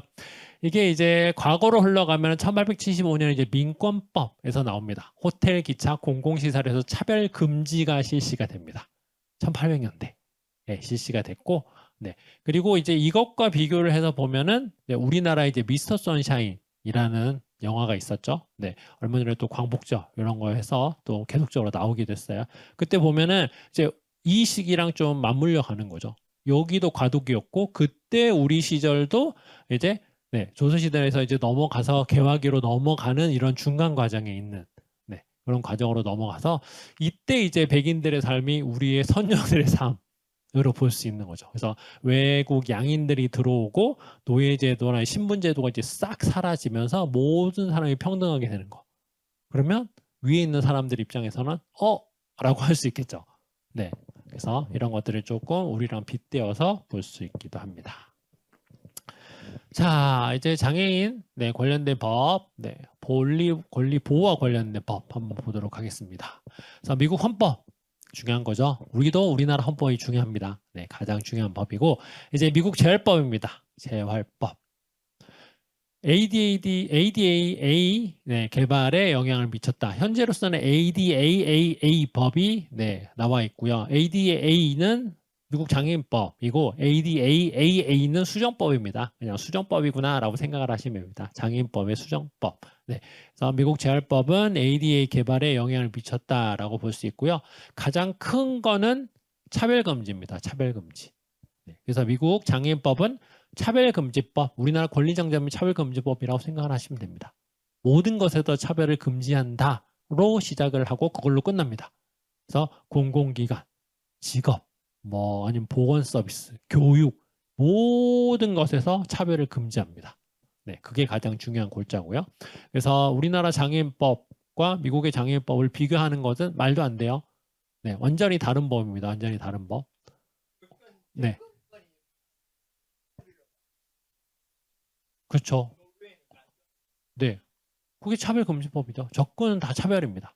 방송통신. 네. 접근을 못한다. 네, 그게 차별금지법입니다. 차별금지법. 네, 되는 거죠. 여기 연방정부 및 지원을 받는 기관으로부터 차별금지. 민간, 영화관, 레스토랑 다 포함이 됩니다. 네, 그래서 거기에 들어가지 못한다라고 하면 차별금지법. 즉, 미국 장애인법에 접촉이 되는 거죠. 네, 지금은 다 이 법에 의해서 무조건 접근을 잘 할 수 있도록. 네, 근데 이게 그러니까 연방 정부나 이런 지원을 받는 기관을 우선 중심으로 하고 있기 때문에 정말 민간자 조그만한 가게 이런 데는 여전히 턱이 있는 데 많고요. 근데 네, 그래도 장애에 대한 인식이 우리보다는 훨씬 더 오래됐기 때문에 참고로 우리나라 장애인 인식이라는 거는 우리나라 전쟁 이후부터 시작된다라고 생각하시면 됩니다. 네, 한국 전쟁 이후부터 역사가 거의 쓰여 있기 때문에 그 전에 우리 조선시대, 고려시대 진짜 좋은 제도를 많았는데 어느 책에서도 거기까지 이상 다루는 것은 없습니다. 그러니까 일정 부분 다를 뿐이지. 그래서 우리나라 역사, 장애에 대한 역사를 보면 항상 외국보다 3, 40년도 늦게 보는 이유 중에 하나가 우리나라는 한국전쟁 이후부터 역사를 거기서부터 0년부터 시작을 하고 있습니다. 그전 자료가 없으니까요. 그리고 전쟁이라는 게 모든 걸 다 없애버리고 처음부터 시작하게 만든 거잖아요. 네. 그래서 이제 외국에서 보면은 우리나라 한강의 기적. 네. 네. 그게 이제 독일에 있는 강의 기적을 갖고 와서 한강의 기적이라는 걸로 이제 따라서 네, 붙이게 된 거죠. 그래서 그걸 이루게 된 이유가 엄청 빠른 기간. 다른 나라에서 수백 명 걸린 거를 우리는 불과 50년이라는 시간 단에서 딱 잃어버렸죠. 네, 그래서 한강의 기적이라고 좀 많이 불리기도 합니다. 네. 그래서 이제 미국 재활법에 의해서 미국 장애인법이 만들어졌고 장애인법 적혀 있죠. 고용, 주, 지방정부 서비스, 호텔, 영화관, 상점, 레스토랑, 공공시설에 들어갈 수 있게 해라. 접근성 보장해라. 그리고 의료, 정보통신, 네, TV 이런 거 다 접근할 수 있도록 해줘라. 라고 하는 게 미국 장애인법에서 가장 주요 골자로 하고 있는 겁니다. 그리고 그 이외에도 공정주택법, 장애교육법, 투표권법, 시설생활을 위한 시민권법, 발달장애인 지원 및 권리장점법 이런 것들도 이제 다 네, 연결이 되어 있는 상태다라고 보면 됩니다. 그래서 가장 중요한 것은 미국 재활법과 미국 장애인법 이 두 가지만 기억을 하고 있으면은 웬만한 미국의 법은 다 이해한다라고 생각을 하시면 좋을 것 같아요. 그것과 관련해서 몇 가지 간단하게 보면은 아마 이렇게까지 다루는 법들을, 그러니까 이런 것들을 조금 다루려면은 자, 법에 대한 네, 아마 강의를 들어야지만이 이런 법을 좀 다루게 될 거예요. 특히 PADD나 발달장애인을 위한 보호옹어법. 네, 이거 모르는 분도 많습니다. 왜냐면 미국에 발달장애인 법이 있어? 라고 하는 분들이 있긴 하거든요. 우리나라에는 있기도 하는데. 네. 그리고 CAP, 당사자 원조 프로그램, 이건 좀 아시는 분 있어요. 네. 그래서 활동 지원, 네, 이런 거 프로그램 있고, 그리고 파미, 정신장애인에 의한 보호권리법, 네, 멘탈 일니스라고 적혀 있죠. 그리고 폐업법, 네, P&A 서비스 확장법이라고 볼 수 있죠. 그리고 네, 그래서 개인의 권리를 위한 보호 이런 것들이 이제 같이 장애인의 권리 보호를 위한 법으로 연결이 되고 있다라고 볼 수 있습니다. 자, 최근 법률에서 주목할 점입니다. 최근 법률이라고 해도 10년 전 법이에요. 10년 전에 바뀐 법. 네. 그래서 2014년, 네, 아마 지금 미국 정부와 그 전 정부에서 다양한 것들을 시행을 하게 되는데 이게 예산이 좀 많이 깎였어요. 예산이. 특히 지금 정부와 전 정부, 트럼프 정부에 있을 때에 장애인 관련된 법률에서 다루는 예산이 굉장히 많이 깎였어요. 한 20% 이상 깎였더라고요. 그냥 전체적인 비용만 보면은. 네. 그래서 아마 경기가 어려워서 경기 부양, 그러니까 경기 부양을 하려면 우리나라도 동일합니다. 경기 부양을 하기 위해서는 서비스를 다 없애야 돼요. 그리고 그 돈을 경기 부양하는 데 써야 되죠. 네, 영국은 그렇게 된 지 한 30년 넘은 것 같은데요. 네. 네. 네. 네. 그렇죠. 영국 같은 경우에서는 한 15년, 10년, 15년 정도 된 것 같은데요. 아마 시설 그때 좀 현상이 있었던 게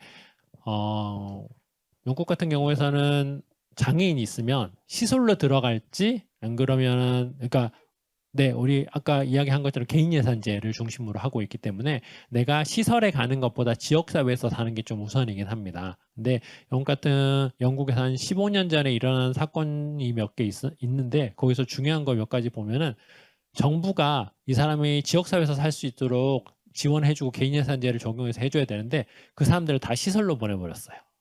네, 정부 예산이 없어서. 네.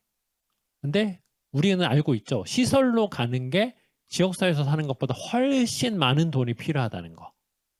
네. 연구를 통해서 나왔습니다. 만약에 지역사회, 시설에 사는데 100만 원이 든다라고 하면 지역사회에 사는데 한 60에서 70만 원 정도밖에 안 들어요. 근데 제가 지금 말씀드린 이 돈은 장기적인 입장에서 봐서 그렇습니다. 단기적으로 봤을 땐 시설에 보내는 게 훨씬 낫죠. 왜냐하면 이 사람에게 서비스를 제공하려면 우리 알죠? 지역사회의 서비스를 어떻게 끌어와서 어떻게 연결을 하고 해야 되는지. 네. 그러니까 여러 사람들이 못하고 서비스를 만들어야 되는데 그 서비스를 제공할 사람에게 줄 돈이 현재 자체 없는 거예요. 그러면 그냥 시설로 가는 게 문제 해결엔 가장 빠르죠. 현재로서는. 근데 장기적으로 보면은 계속적인 재정 투자를 해야 되는 거죠. 더 많은 돈을 써야 되기 때문에. 네. 그래서 뭐 아직까지도 좀 계속 왔다 갔다 하고 있는 것 같습니다. 네네. 네. 그래서 그런 일이 좀 있었고요.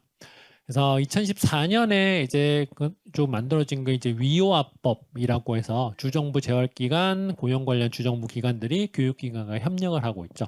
현재 우리나라에서도 하고 있습니다. 그래서 장애인 고용공단과 그리고 특수학교, 전공과 이런 학생들을 대상으로 그 사람들이 전공과에서 그러니까 우리나라는 특수교육이 끝나면 성인이죠. 그러면 장애인 고용공단으로는 이제 넘어갑니다.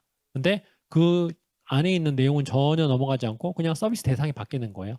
그 전에 뭘 했는지 아무도 모릅니다. 장애인 고용공단은. 근데 미국은 그나마 좀 연결을 해서 교육부 체계에서 끝나고 나면은 이 자료를 고용노동부로 좀 넘길 수 있도록 그나마 좀 노력을 하고 있습니다. 네, 네.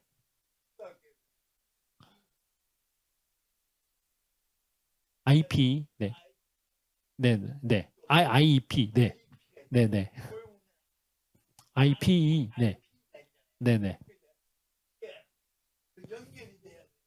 네, 연결이 안 되죠 전혀. 네, 네. 부처가 다르잖아요. 교육부와 노동부입니다. 네, 부자가 달라요. 네, 그나마 좀 연결을 하고 있고, 네, 이거 위조화법이나 그 전에부터도 계속적으로 미국 같은 게 연결을 하려고 하고 있습니다. 그래서 그 전에 뭘 했는지 이제 보려고 하고 있는 거고요. 네. 근데 여전히 전산상으로 원활하게 되고 있지는 않아요. 그냥 출력물을 들고 간다 뿐이지.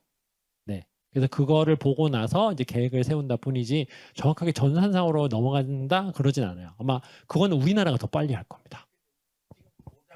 네네. 근데 아마 차츰 되지 않을까요? 이게 네네. 법이 조금 도와주고 사람들의 인식도 좀 바뀐다라고 하면은 실제로 사회부장정보원에서는 우리가 알고 싶은 자료를 모두 다 연결해서 볼 수는 있습니다. 네. 예를 들면은 어떤 사람이 있어. 어떤 사람이 있는데 이 사람의 의료 데이터 모든 것을 복지부에 끌어와서 연결을 할 수 있고요. 건강보험공단에 끌어와서. 그리고 그 사람의 네.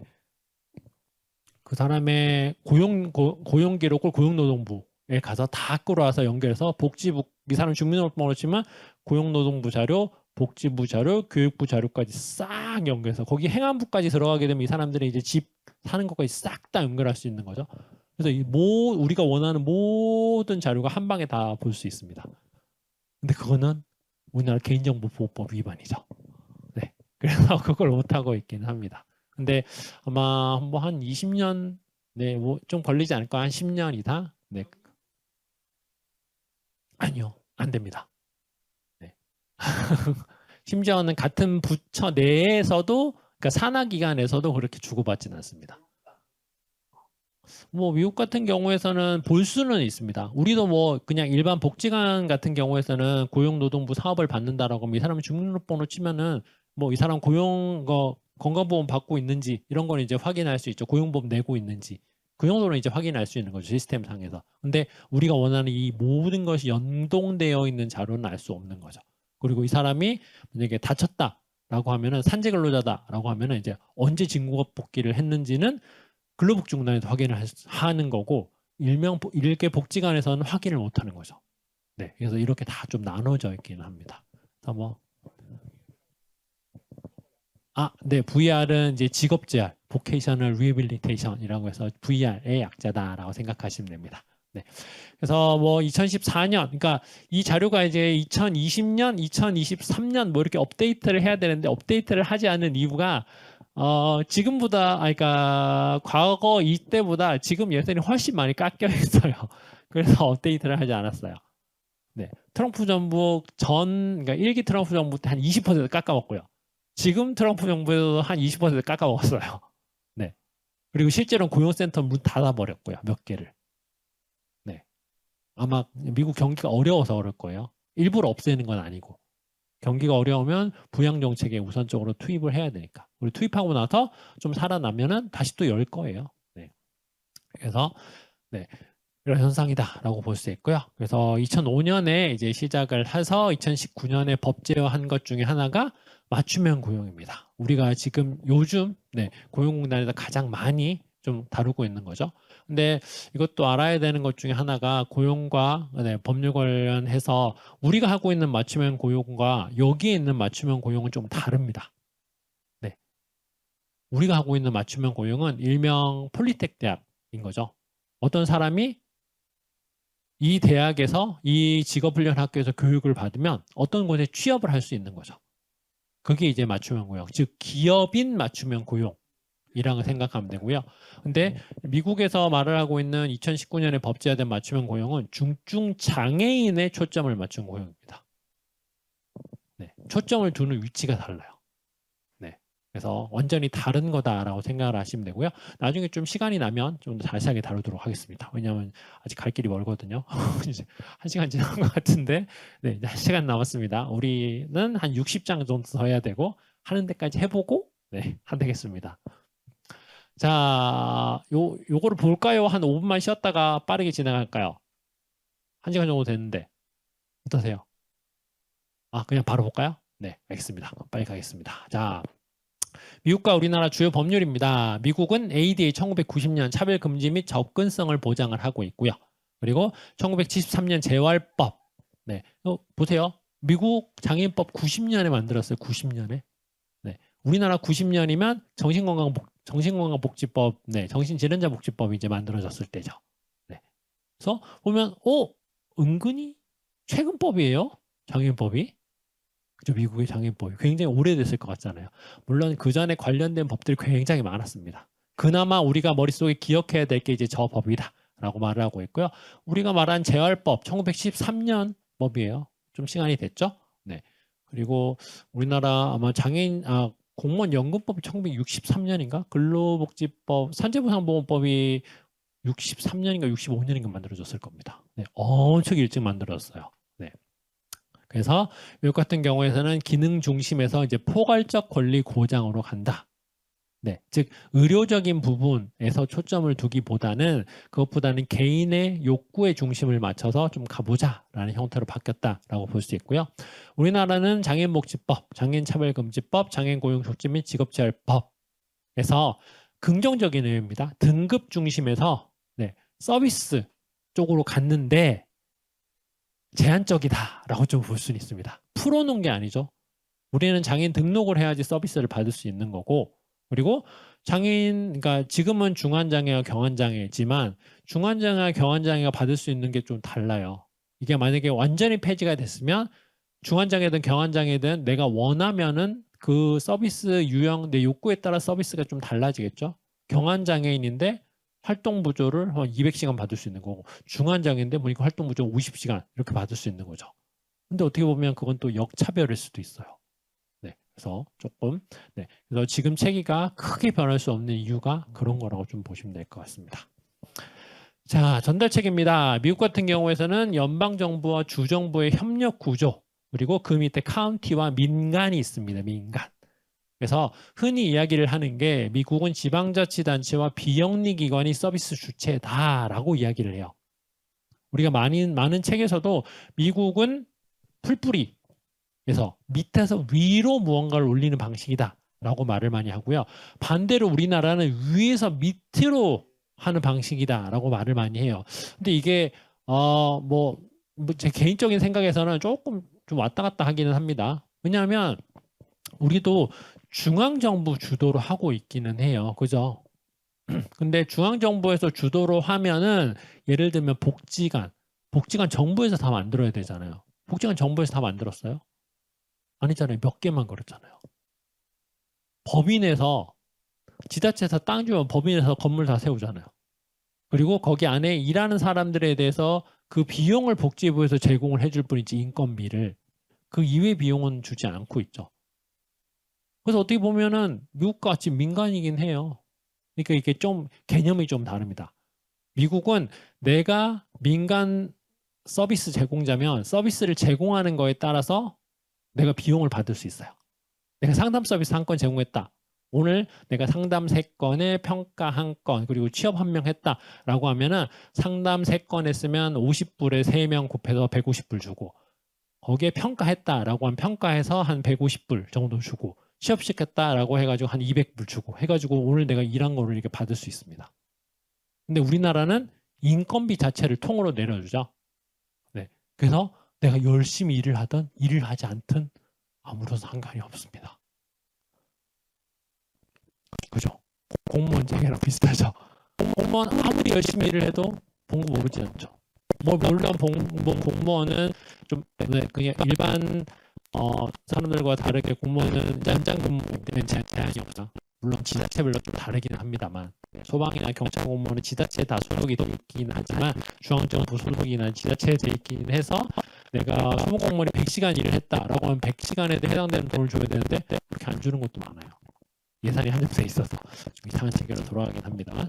그래서 그렇게 보면은 우리나라는 이제 공공기관이 중심이라고 하는데 실제로 복지관이나 이런 서비스 체계, IS 센터도 보면은 전체 예산을 내가 다 벌어서 하는 건 아니잖아요. 정부 지원도 받고 있잖아요. 그죠?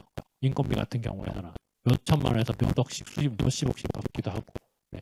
그렇게 보면은 이게 우리도 민간 체계이긴 해요. 예산만 위에서 내려줄 뿐이지. 미국도 똑같다고 생각해요. 미국도 자기들도 야 우리도 민간 체계긴 한데 예산을 위에서 다 내려와. 우리도 예산은 다 내려오잖아요. 다만 우리가 열심히 일을 하든 하지 않든 내가 받는 돈은 똑같다 뿐이지. 네. 그래서 약간 동기부여가 안 될 것 같기도 하고요. 네. 자, 장애인 대상의 주요 서비스를 보시면은 미국은 자립생활 지원, 직업재활, 주거지원, 지역사회 서비스, 이용자 선택권을 강조를 하고 있습니다. 뭐 우리도 비슷합니다. 소득보장 활동 지원, 의료 재활, 고용, 교육, 그리고 공공기관 서비스 중심. 네, 입니다. 이거를 이제 바꾸려고 많이 노력을 하고 있어요. 근데 이게 아마 사례관리라는 것을 공부하셨던 분이라고 한다면 조금 보는 관점이 다르기는 해요. 사례관리라는 거. 네. 사례관리라는 게 뭐가 다르긴, 잠시만요. 사례관리 입장에서 보면은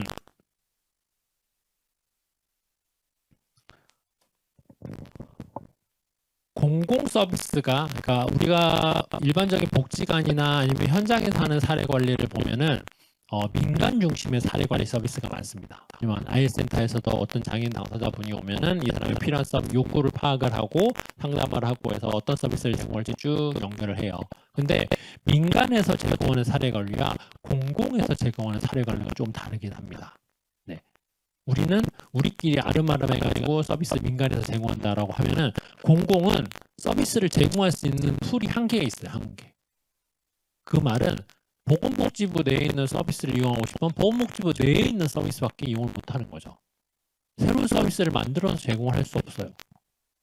그리고 보건복지부에 있는 사람이 고용노동부의 서비스를 알 수가 없죠. 교육부에 대한 서비스를 알 수도 없고요. 근데 민간에서는 알고 있죠. 근데 민간에서 서비스를 끌어올 수 있어요? 못 끌어오죠. 우리 IL센터에서 다른 기관의 IL센터 서비스를 끌어서 쓸 수 있어요, 우리가? 야, 너네 서비스 여유 있는 거 아니까 그거 우리 줘. 줘요? 못 주잖아요. 네. 근데 공공에서는 자기 안에 있는 서비스라면 마음껏 이용할 수 있어요. 마음껏. 대신 자기 안에 서비스 외에는 제공 못하는 거죠. 그게 이거죠. 사례 관리라는 입장에서 본다고 한다면 우리나라 입장에서 보면은 공공기관은 공공기관 내의 서비스밖에 제공하지 못해요. 그 이외의 서비스는 못하죠. 그래서 지금 뭐 동주민센터나 이런 데 보면은 통합 그 사례관리 이런 거 운영이 되고 있죠. 뭐 시군구, 읍면동 다 따로, 네, 시군구에서는 조금 더 급한 사례들 이런 거 보면은 위에 있는 네, 그나마 의식 있는 공공기관 사례관리자가 와가지고 자 우리 이런 사례 한번 해결해 봅시다라고 해서 여러 기관들 모으죠. 그런 거는 그나마 잘 되죠. 왜냐하면 외부 기관들이 외부 민간 기관들이 열심히 서비스 제공을 하려고 노력을 하니까. 근데 보건복지부, 고용노동부, 교육부 서비스를 이용을 하는데 다른 기관의 서비스를 연결을 해서 갖고 온다? 이거는 좀 힘들어요. 네. 근데 미국 같은 경우에서는 이용자의 선택권을 강조를 합니다. 사례 관리를 하는 데 있어서 이게 하이브리드가 되고 있다는 얘기죠. 하이브리드가. 왜냐하면 내가 일한 만큼 돈을 받는 체계가 운영이 되고 있기 때문에 이게 조금 달라요. 우리는 내가 만약에 민간 기관에서 서비스를 제공을 한다라고 하면 옆에 기관에 있는 서비스를 끌어올 수 없어요. 왜냐하면 내가 그 서비스를 줘봤자 나에게 이득이 되는 게 없어. 근데 미국은 내가 옆에 서비스를 요청해서 그 서비스를 나한테 줬다? 그럼 내가 그에 대한 할당되는 돈을 받을 수 있는 거죠. 내가 서비스를 줘서 취업시킨 거니까. 서비스를 제공을 한 거니까. 그래서 서비스 체계 내에서도 굉장히 연계가 끈끈하게 되어 있어요. 그 연계 가장 잘 되어 있는 게 의료 분야예요. 의사가 딱 위에서 결정을 내려면 밑에 전문가들이 쫙 붙어 있어요. 왜냐하면 서비스 제공하는 거에 따라서 내가 돈을 다 받으니까. 근데 우리나라는 의사가 모든 걸 갖고 있으려고 하고 서비스를 제공하지 않으려는 이런 경향성도 좀 보이긴 했어요. 예를 들면은 예전에 정신건강 사회복지사들이 인지치료, 인지상담을 했었거든요. 네, 정신장애 대상으로. 근데 그거 법에 의해서 막혔어요. 치료라는 거는 이제 의사 쪽에서만 할 수 있다라고 해서 우리 옛날에 언어 치료로 많이 불렸었는데 지금 언어 재활로 다 바뀌었죠. 그게 이제 그 사건 때문이라고 생각을 하시면 됩니다. 그래서 그나마 정신장애 쪽에서 인지치료나 이런 걸 정신보건 사회복지사들이 해왔어요. 네. 근데 그것까지 다 막혀 있는 상태다라고 이제 봐서 조금 네, 체계가 이렇다라고 보시면 됩니다. 그래서 우리나라 이제 서비스 영역을 보시면은 이제 의료재활, 미국 네 의료재활, 지역사회 기반, 우리는 의료기관 중심, 라고 보시면 되고, 미국은 통합교육을 강조하고 우리는 여전히 좀 변화하고 있지만 특수학교를 중심으로 하고 있다라고 볼 수 있고요. 그리고 미국, 그리고 지원고용, 한국, 보호고용 이렇게 이제 조금 구분이 되고 있긴 하죠. 네.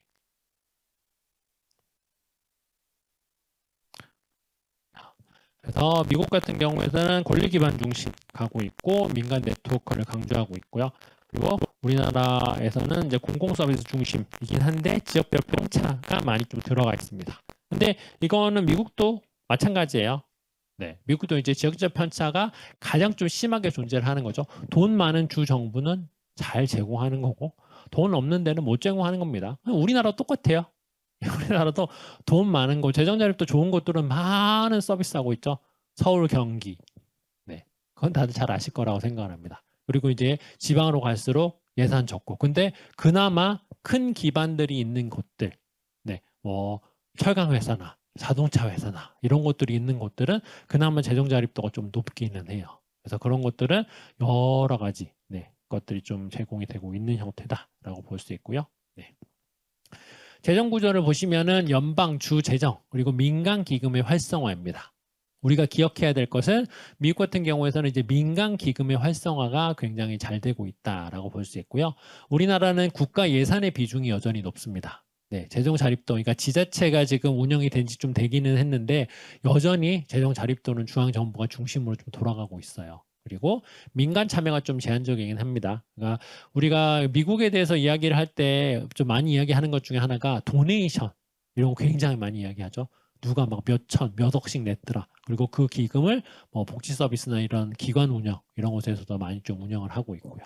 네, 이런 것이 조금 되고 있다. 그래서 그리고 고용 정책은 미국은 장애인 차별 금지법을 기반으로 하고 있습니다. 네, 이게 이제 가장 큰 차이라고 보시면 돼요. 우리나라와. 우리나라는 의무고용제, 즉 고용할당제, 쿼터라는 이름으로 부르고 있죠. 네, 그래서 의무고용이랑 고용장려금을 강조를 하고 있습니다. 즉, 너 장애인 고용 안 해? 그럼 부담금 내라. 너 장애인 고용 많이 하고 있네? 우리가 장려금 줄게. 라고 하고 있고 그런 체계에 있는 사람들이 장애를 보는 관점과 장애인 차별금지법을 기반으로 해서 너네 장애인 차별하면 안 돼. 능력 있으면 동일한 사람 뽑아. 라고 하는 관점에서 보는 사람이 완전히 달라요. 네. 저도 미국에서 공부하고 미국에서 일을 해서 장애인 차별금지법이 계속 머릿속에 있는데 그 제도를 생각하고 우리나라에 와서 내가 알고 있는 것들을 우리나라에 접목시키려고 하니까 안 맞아요. 그 이유가 장애를 보는 관점이 그러니까 우리나라 제도가 나쁘다는 게 아니에요. 안 좋다는 게 아니에요. 그냥 우리는 이 제도를 갖고 있는 것 뿐이에요. 우리나라와 같이 고용할당제 갖고 있는 건 뭐 독일, 프랑스 여러 나라가 있어요. 똑같아요. 걔는 선진국이죠. 그래서 고용할당제를 기반으로 해서 장애인을 무조건 고용해라 라고 강제하는 것과 장애인들에게 야 너네 일하고 싶으면 우리 정부로 와. 우리가 너네한테 필요한 서비스 싹 다 지원해 줄게. 너 활동 지원 필요해? 너 일하려면 근로 지원 필요해? 우리가 지원해 줄게. 근로지원 주고 나서 장애인 보고 일하세요. 사업주야 얘 봐봐. 근로지원이 있지 동일하게 일할 수 있어. 라고 하는 것의 관점이 다르다는 거죠. 완전히. 그래서 이 관점을 극복해서 서로 간의 제도를 갖고 오는 게 굉장히 어렵습니다. 쉽지 않아요. 네. 그렇게 생각하시면 되고. 자, 주거정책입니다. 그래서 자립생활주택, 커뮤니티 케어를 강조하고 있습니다. 미국은. 그리고 우리나라는 공공임대랑 시설 중심 좀 강조를 하고 있죠. 아마 뒷부분에 나오기는 할 텐데 뭐 우리나라도 유사한 제도를 좀 운영을 하고 있긴 합니다. 미국 같은 경우에는 이제 주택 바우처라는 것이 운영이 되고 있고요. 내가 어느 지역에서 살고 싶다라고 하면 우리나라는 공공임대 이런 걸 좀 운영을 해야 되죠. 근데 미국의 주택 바우처 같은 경우에서는 내가 어떤 지역에 사는데 월세가 다 다르죠. 지역마다. 네. 내가 근데 뭐 한 200만 원짜리 월세를 살고 싶다. 이곳에서 살아야 된다. 일을 하고 있다라고 하면은 정부에서 그래 그러면 우리 정부가 해줄 수 있는 거는 너 주택 바우처 중에서 50%까지 지원해 줄 수 있어. 네가 몇 천만 원을 살든 월세를 몇 천을 내든 몇 백을 내든 상관없이 우리는 50%까지 지원. 하면은 200만 원이면 100만 원 지원해 주고요. 월세가 100만 원이면 50만 원 이렇게 지원을 해 줍니다. 그리고 대신 이제 주택 바우처를 받습니다라는 표시가 돼 있는 곳에 이제 가서 살 수 있는 곳을 선택을 해서 선택권이 훨씬 넓어지는 거죠. 근데 우리는 이제 공공임대 이런 걸 중심으로 하기 때문에 공공임대 있는 곳에만 가야 됩니다. 네. 그래서 이런 것들이 이제 주택 바우처를 갖고 있는지 아닌지에 대한 좀 차별이 좀 있긴 합니다. 그리고 장애인 정책의 성과를 보시면은 미국 같은 경우에서는 자립생활 정도가 높고 뭐 만족도도 높다라고 볼 수 있습니다. 뭐 세세하게 보면은 문제점도 많기는 해요. 여전히 이동하는데 좀 어려움도 있고요. 뭐 항상 뉴스에 보면은 미국의 지하철 나오면 막 더럽고 막 생쥐 지나다니고 뭐 이런 거 보이죠? 그런 거 보면 우리나라 지하철 좀 깨끗하죠. 대신 이제 좀 이동하는데 엘리베이터가 조금 멀리 있다거나 이런 것이 좀 어려울 뿐이죠. 그리고 우리 같은 경우에는 이제 제도가 계속적으로 발전하고 있습니다. 또 이렇게도 바꿔보고 저렇게도 바꿔보고 너무 빨리 바꾸는 게 조금 문제점이 있긴 하지만 그래도 계속적으로 나아가려고 하고 있다라는 것이 이제 긍정적인 관점으로 볼 수 있고요. 그리고 미국 같은 경우에는 주 정부별 편차가 있습니다. 주 정부별 편차. 즉 돈 있는 정부는 잘하고 돈 없는 정부는 못합니다. 그럼 돈 없는 정부는 뭘 하냐? 민간에서 알아서 해결을 하고 있습니다. 민간에서. 그래서 풀뿌리 조직이 많이 만들어지는 겁니다. 일명 우리가 말하는 밑에서 좋은 프로그램을 만들어서 이제 위로 올리는 형태가 이런 것이고요. 반대로 우리나라는 위에서 내려주는 형태죠. 그래서 근데 문제는 전달 체계가 잘려 있습니다. 전달 체계가. 그리고 뭐 재정 제약, 인프라 부족 이런 것들이 이제 계속 문제가 나오는 것들이죠. 자, 이제 ADA 보도록 하겠습니다. 빨간색 표시가 되어 있는 게 가장 중요한 부분이죠. 직원이 15명 이상인 고용주가 장애를 이유로 차별하는 것을 금지하고 구직자에게 직장에서 합당한 편의, 뭐 정당한 편의 제공, 뭐 다양한 단어로 사용이 될 수 있습니다. 이거를 제공할 권리를 부여하는 연방법입니다. 연방법. 중요한 법이죠. 연방법. 그래서 정신건강 같은 경우에는 ADA에 따라서 직장에서 적당한 편의를 제공받을 권리를 가짐. 예를 들면은 마트에서 그러니까 그 앞에 계산하시는 분들은 거기 위에다가 물을 올려놓고 먹지 못하게 돼 있어요. 왜냐하면 그 물을 흘렸다가 컴퓨터 다 망가지잖아요. 근데 내가 정신건강에 문제가 있다라는 거를 고용주한테 밝히면은 고용주가 너 약 먹을 시간이야? 아니면 약 먹고 좀 목이 많이 말라? 라고 하면은 잠시 물을 올려놓고 먹을 수 있는 시간을 주던가 그러면 물 먹고 올 시간을 따로 빼줍니다. 그런 것들이 정당한 편의 제공이라고 생각을 하죠. 근데 이게 우리나라는 이제 정당한 편의 제공을 자꾸 뭔가를 기기를 주는 것만 자꾸 생각을 해서 이걸 좀 관점을 넓히는 것도 좀 필요하기는 해요. 그래서 정당한 편의 제공이 다양하게 들어간다라고 볼 수 있고요. 그래서 뭐 타이틀 1부터 5까지 돼 있고 고용, 공공서비스, 주정부, 지방정부, 개인이 운영하는 공공 숙박시설 및 서비스, 통신, 기타 조항 이런 것들이 이제 ADA법, 차별 금지를 이렇게 하면 안 된다라고 해서 법들이 있습니다. 아마 요거 이야기하는 데만 한 2박 3일 걸리지 않을까요? 워낙 내용이 많아서. 그래서 간단하게 이렇게만 보고 넘어가면 될 것 같습니다. 그리고 뭐 교통 같은 경우 요거는 조금 하나만 언급하고 가면은 뭐 미국도 보면 우리나라처럼 뭐 우리나라가 저상버스가 지금 계속적으로 확대가 되고 있는 상황이죠. 뭐 예산이 조금 문제가 있고 요즘에 또 문제가 되고 있는 것 중에 하나가 마을버스 뭐 지원이 좀 끊긴다라는 좀 소리도 있기는 합니다.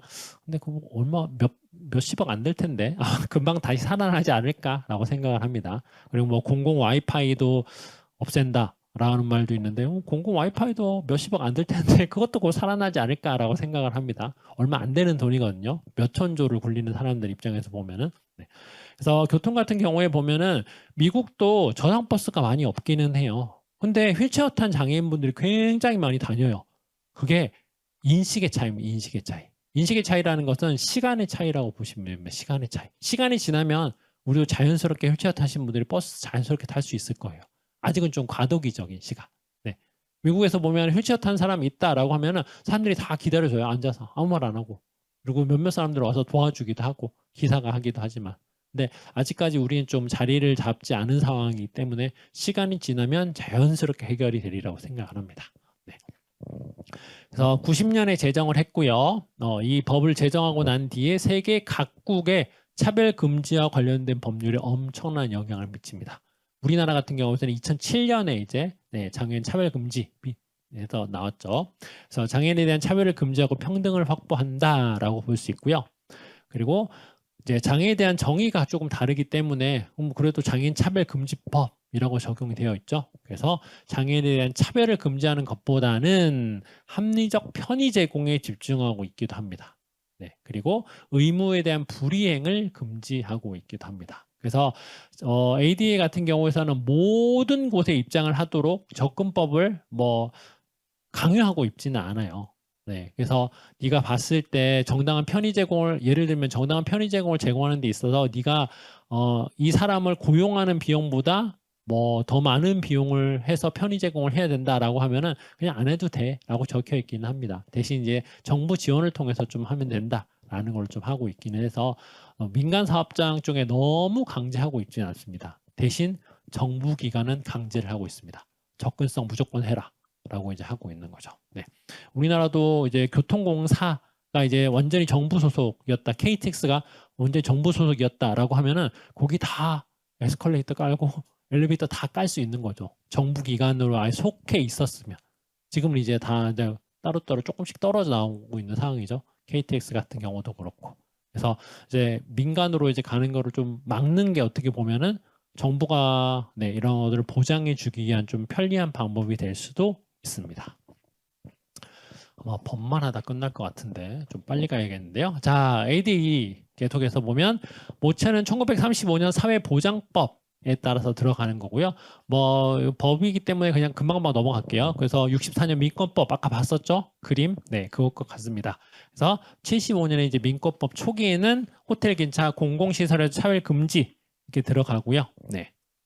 아이고.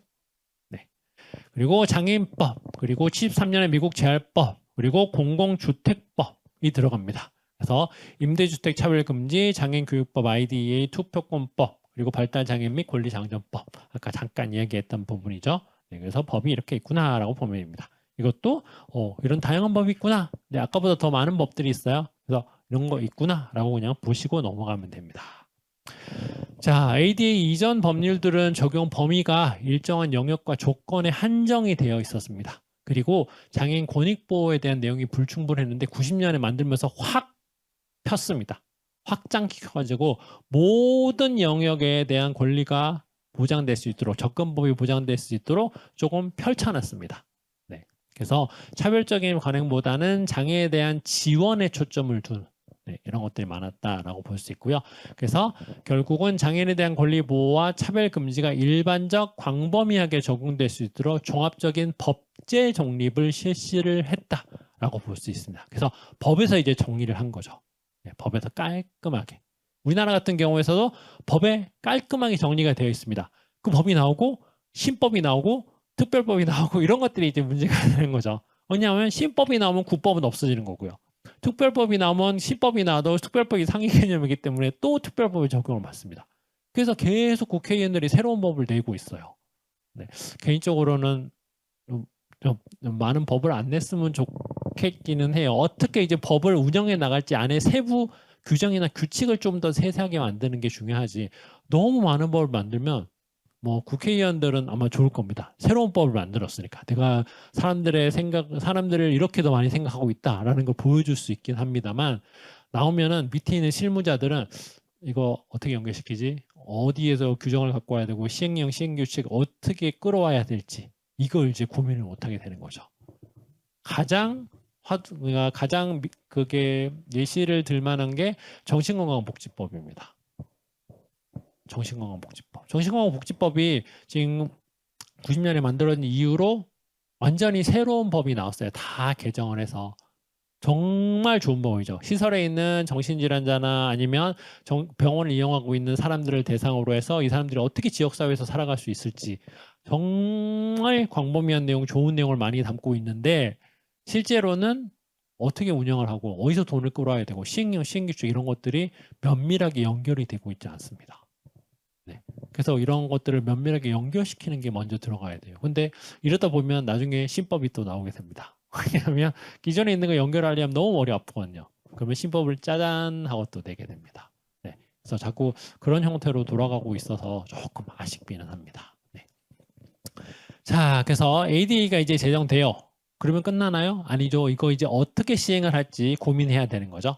그래서 뭐 여러 가지 이제 소송도 수만 건이 발생을 했고 그런 것들을 이제 연방법, 대법원 이런 것들이 이제 다 하나씩 해결을 해줬습니다. 네. 그래서 연방 대법원 이런 것들이 이제 장애 개념을 엄격하게 해석을 해서 보호 범위를 축소시키기도 했습니다. 그래서 처음에 ADA법 나왔을 때 재미있었던 것 중에 하나가 네. 장애인인데 보조기기를 착용을 했잖아요. 그러면 장애인 인정을 안 해줬습니다. 예를 들면 시각장애인인데 약시예요. 약시인데 안경을 딱 끼고 보니까 시각이 한 0.4, 0.5 정도 나와. 그러면 넌 장애인 아님 이렇게 했어요. ADA 초기법에는. 왜냐면 보조기기를 그러니까 지금에 와서는 우리가 보조기기 없는 상태에서도 장애를 인정해라라고 하고 있는데 그때만 해도 안경을 껴서 보인다? 그럼 장애인 아니지, 기재 보이잖아. 이렇게 인정했었어요. 그래서 나오게 된 게 ADAAA법입니다. 거기에서는 보조기기 여부와 상관없이 이 사람이 보는데 어렵다라고 하면 시각장애로 인정해라라고 이제 법이 그렇게 바뀌었어요. 네. 그래서 나오게 된 게 2008년 장애 개념을 확대했습니다. 네. 그래서 ADA법은 1964년 민권법과 1973년 재활법, 네, 섹션 504를 합쳤고 현재까지 가장 포괄적이고 강력한 장애인 보호 및 차별금지법이다라고 볼 수 있습니다. 네, 그래서 여러 국가에서 이걸 이제 많이 도입을 했다라고 볼 수 있고요. 자, 차별 영역 얘도 좀 빨리 넘어갈게요. 네, 아직 우리 반도 못했으니까. 자, 고용 영역에서 보면은 우리가 중요하게 생각해야 될 것 중에 하나가 이제 유자격이라는 겁니다. 유자격. 네. 교육 서비스는 의무 교육이에요. 누구나 다 받아야 되는 서비스입니다. 그런데 고용 서비스는 의무가 아니에요. 필요로 하는 사람에게만 제공을 하게 되죠. 내가 장애가 있어. 근데 내가 고용 서비스 필요하지 않다라고 하면 내가 안 받을 수 있는 거예요. 네, 그래서 선별적 서비스입니다. 특히 우리나라 같은 경우는 중증장애 직업 영역에서 그러니까 장애인 고용공단 고용노동부법에서는 중증장애가 아직도 사용이 되고 있죠. 왜냐하면 우리가 지금 말하는 보건복지부 장애인법에서는 장애 정도가 중환장애, 경환장애로 돼 있지만 노동부 장애인 고용공단에서는 여전히 장애 등급이 있을 수 있고 네, 장애 정도가 심한 사람, 심하지 않은 사람, 중환, 네, 경증 이렇게 좀 나눠도 돼요. 거기 법이 바뀐 게 아니니까 그냥 따르고 있을 뿐이지. 네. 그래서 보면은 장애 정도가 중한 사람이든 경한 사람이든 직업재활 서비스를 필요로 하는 사람이든 필요로 하지 않는 사람이든 필요로 하는 사람에게만 제공을 하고 있고 중증장애인에게 우선적으로 제공을 하고 있는 게 우리나라 원칙입니다. 네. 그래서 자격이 있어야 돼요. 자격. 근데 미국 같은 경우에서는 고용 영역이라고 한다면은 내가 고용 서비스를 받고 싶다라고 하면 자격이 몇 개 있습니다. 첫 번째는 장애가 있어야 되겠죠. 그죠? 그리고 장애가 그러니까 미국에서는 등록 장애가 아니죠. 그냥 장애 내가 생각했을 때 어려움이 있는 거예요. 두 번째는 장애로 인해서 직업 생활을 하는데 어려움이 있어야 됩니다. 내가 장애가 있어. 근데 나는 앉아서 8시간 일해. 휠체어 타고. 나는 불편함이 없는데 그러면 고용 서비스를 받을 필요가 없는 거죠. 네.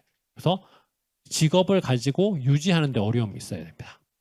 그리고 세 번째는 열심히 참여해야겠다. 이것 있어야 되겠죠. 네 번째가 가장 중요합니다. 고용 서비스를 통해서 이 사람의 고용 능력이 향상이 돼야 됩니다. 그 말은 쉽게 말을 하면은 최중증 장애, 진짜 24시간 누워있는 와상 장애인에게는 이 고용 서비스를 제공해도 우리가 생각하는 만큼 고용 향상이 이루어지지 않는다라고 하면은 서비스 이용 대상이 되지 않을 수 있다는 거죠. 네. 근데 우리나라 같은 경우는 마지막 조항이 없어요. 보지 않고 장애인 등록증 있어요? 라고 하면 100% 지원이 됩니다. 네.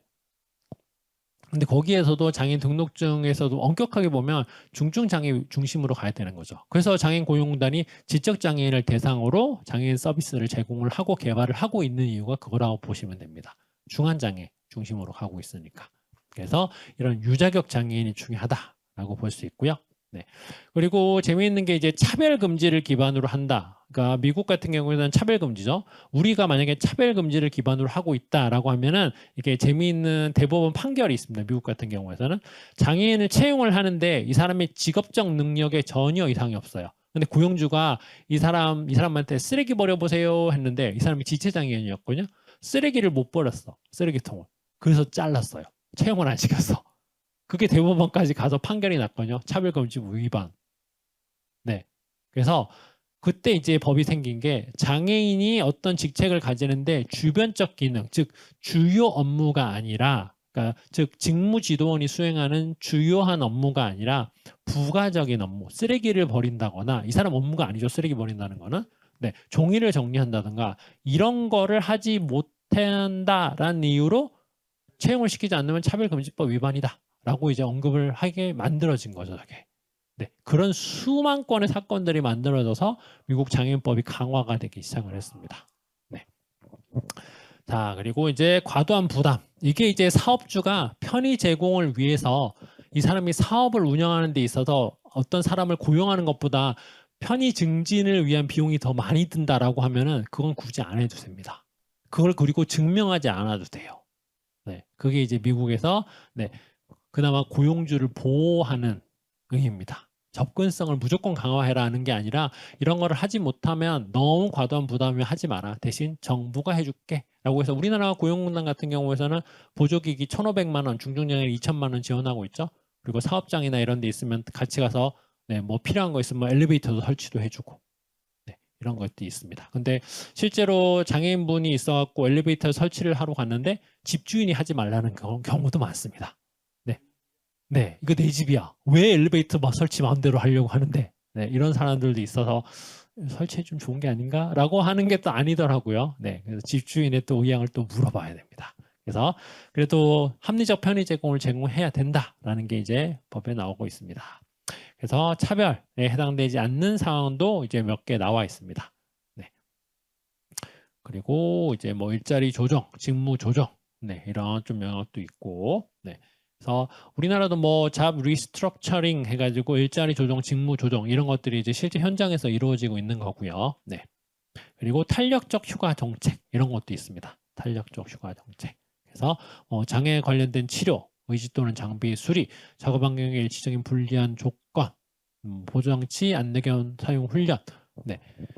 그리고 이제 여기 조금 중점적으로 봐야 될 게 이제 신장 투석. 네. 신장 아마 중도 장애 가지신 분이라면 신장 투석 하시는 분들도 있을 거예요. 신장 투석이 이제 이게 우리나라 법의 신장 장애법에 보면은 이것도 애매한데 이게 장애인복지법에 적용하느냐 아니면 산지보상보험법에 적용을 하느냐에 따라서 신장장애 등급이 달라집니다. 어떤 법에는 신장을 이식받은 사람이 신장장애로 인정이 안 돼요. 신장이 없어야 돼요, 그냥 무조건. 근데 신장이 이식을 받을 때 있으면은 그건 장애 인정이 안 됩니다. 있으니까. 네, 없으면 죽진 않고 투석을 해야죠. 하루에 3-4시간씩 일주일에 한 2-3번, 많으면 한 4번씩 이렇게. 네, 뭐 많은 분들은 5시간씩 하기도 하고요. 네, 뭐 헤모글로빈 수치에 따라서 조금 다르긴 합니다. 보통 10 정도 수치를 가지는 게 일반적인데 뭐 조혈제를 맞으면 더 올라가긴 합니다만 아마 여성분들은 그 한 달에 한 번씩 다 경험하실 거예요. 그거랑 비슷하다고 생각하시면 돼요. 몸 안에 피가 다 빠져나간 느낌이에요. 그래서 기운이 없어요, 기운이. 그게 이제 신장장애인분들이 좀 헤모글로빈 수치가 이제 피랑 연결이 돼 있는 거니까 그 쫙 빠지니까 쫙 낮아집니다. 그러면 신장장애인에게 필요한 게 보조기구로서 휠체어 줘야 돼요. 근데 신장장애인과 휠체어 연결해 본 적 있어요? 휠체어 줘야 됩니다. 특히 전동휠체어. 내가 이거 신장 투석하러 병원에 가야 되는데 힘이 없어. 못 가. 너무 헤모글로빈 수치가 낮아가지고. 그러면 휠체어라도 줘서 밀고 가든가 아니면 전동 휠체어를 가야 됩니다. 네. 이제 그렇게 이제 안 받다 보면은 구급차 타고 가요. 그러면 정말 이제 보기 힘든 상황이 막 나타납니다. 병원 가서 투석받기 싫다고 막 안에서 막 싸움 나고 막 응급 구조하시는 분들은 막 붙잡고 있고 막 네, 이런 좀 안타까운 상황이 많이 일어납니다. 그래서 신장 투석 하시는 분들 직업 가질 수 있어요. 일 많이 하세요. 격리회계 쪽에 많이 가 계십니다. 그건 하루 8시간 일 안 해도 되잖아요. 하루에 3시간, 4시간만 일해도 돼요. 왜냐면 신장 투석 일주일에 한 3번씩 하루에 그러니까 왔다 갔다 해가지고 한 5시간 이렇게 걸린다고 하면은 하루 8시간 일하기 힘들겠죠. 그래서 한 4시간 정도 일을 하고 가서 신장 투석 받고 집에 가고 쉬고 하면은 또 됩니다. 그래서 하루에 한 3-4시간 정도 일할 수 있는 이런 환경 만들어주는 것도 괜찮아요. 네.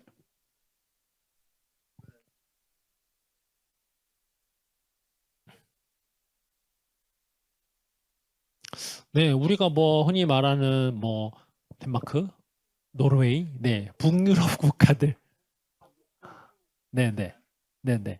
그런 곳은 만약에 우리나라로 치면은 장애인 보호작업장이라고 한다면 최저임금 적용 제외를 받는 곳이잖아요. 네, 네, 네. 그래서 장애인이 실제로 8시간 일을 하지만 일한 값을 쳐보면은 하루에 한 3시간 정도 일을 하는 것밖에 안 된다. 라고 그러니까 비장애인 초급자와 비교를 했을 때 나타난다고 하면은 이 5시간에 해당되는 임금을 지자체에서 보조를 해줍니다. 네. 근데 그거는 인구가 작을 때만 할 수 있는 정책이에요. 걔네 인구가 작아요. 우린 인구가 5천만이죠. 걔네 인구 훨씬 작아요. 네. 네.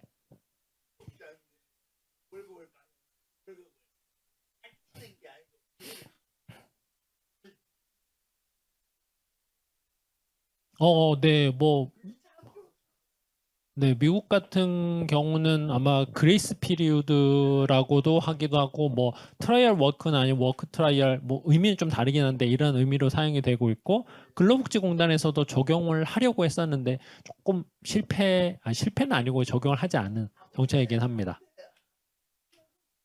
뭐, 네, 시도하면 좋겠죠. 그래서 이게, 그러니까 정부도 조금, 뭐 아마 다 현장에 계신 분들은 아실 거예요. 왜 수급 자격을 가지신 분들이, 네,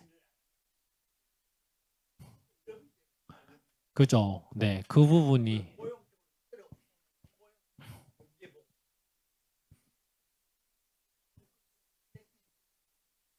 그죠. 한 2년 정도 유예해 놓고, 네, 돈을 뭐 얼마를 벌던 간에 아니면 뭐 금액을 정해 놓는 것도 괜찮겠죠. 근데 그게 조건부 수급이 또 있으니까. 조건부 수급이 너가 여기 와서 자활 사업이든지 일을 하루에 8시간, 6시간 일을 하면은 이제 수급 자격을 계속적으로 유지할 수 있는 이런 형태가 좀 운영이 되고 있어서 뭐 이것도 조금 운영하면서 일을 하는 사람에게 의료급여, 미국이 그 동료 지원가들의 근로를 위해서 이런 근로유인책을 이용하고 있는 게 의료보험 제도입니다. 네.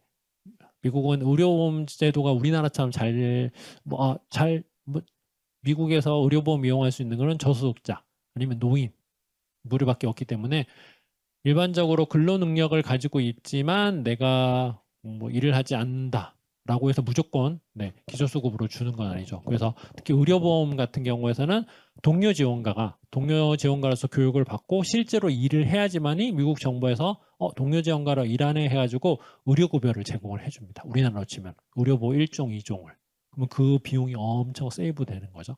그래서 뭐 그런 거는 우리나라에서도 적용을 하면 좋을 것 같아요. 충분히 가능할 수 있는 거. 근데 이미 우리나라 의료보험 잘 되고 있잖아요. 네. 그래서 적용이 되기가 조금 애매하기도 합니다. 네. 넘어갈게요. 네. 자, 그래서 고용에서 아직도 고용이네요. 네. 어떻게든 이제 장애인 고용을 시키고 유지시겠다는 정부의 의지가 큽니다. 네. 현 정부에서도 지금 권리형 일자리 계속적으로 좀 확대가 되고 있는 상황이죠. 네.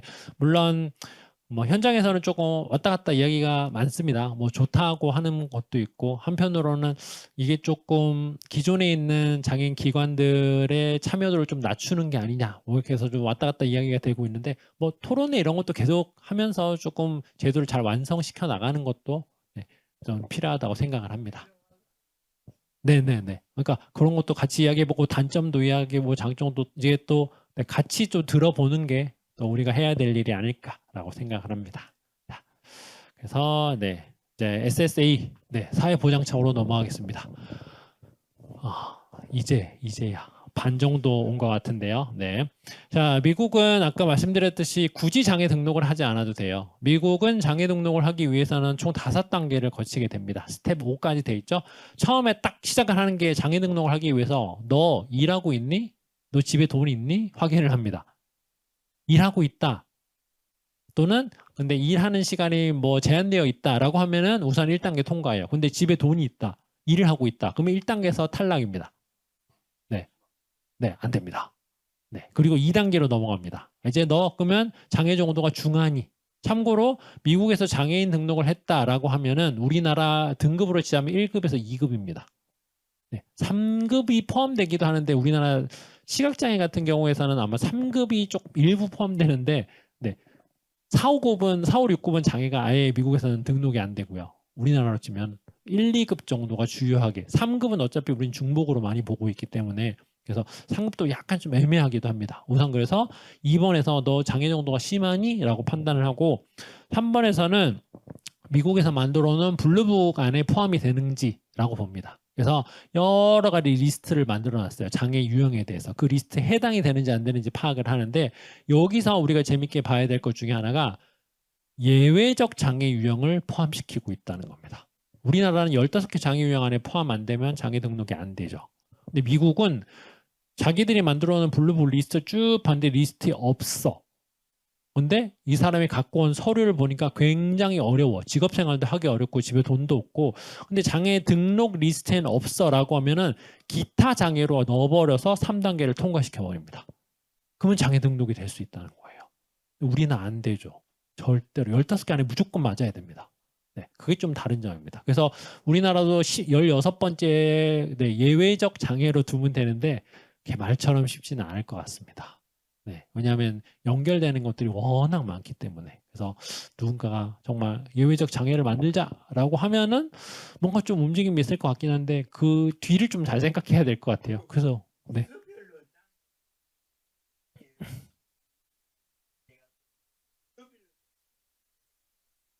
부서별로요.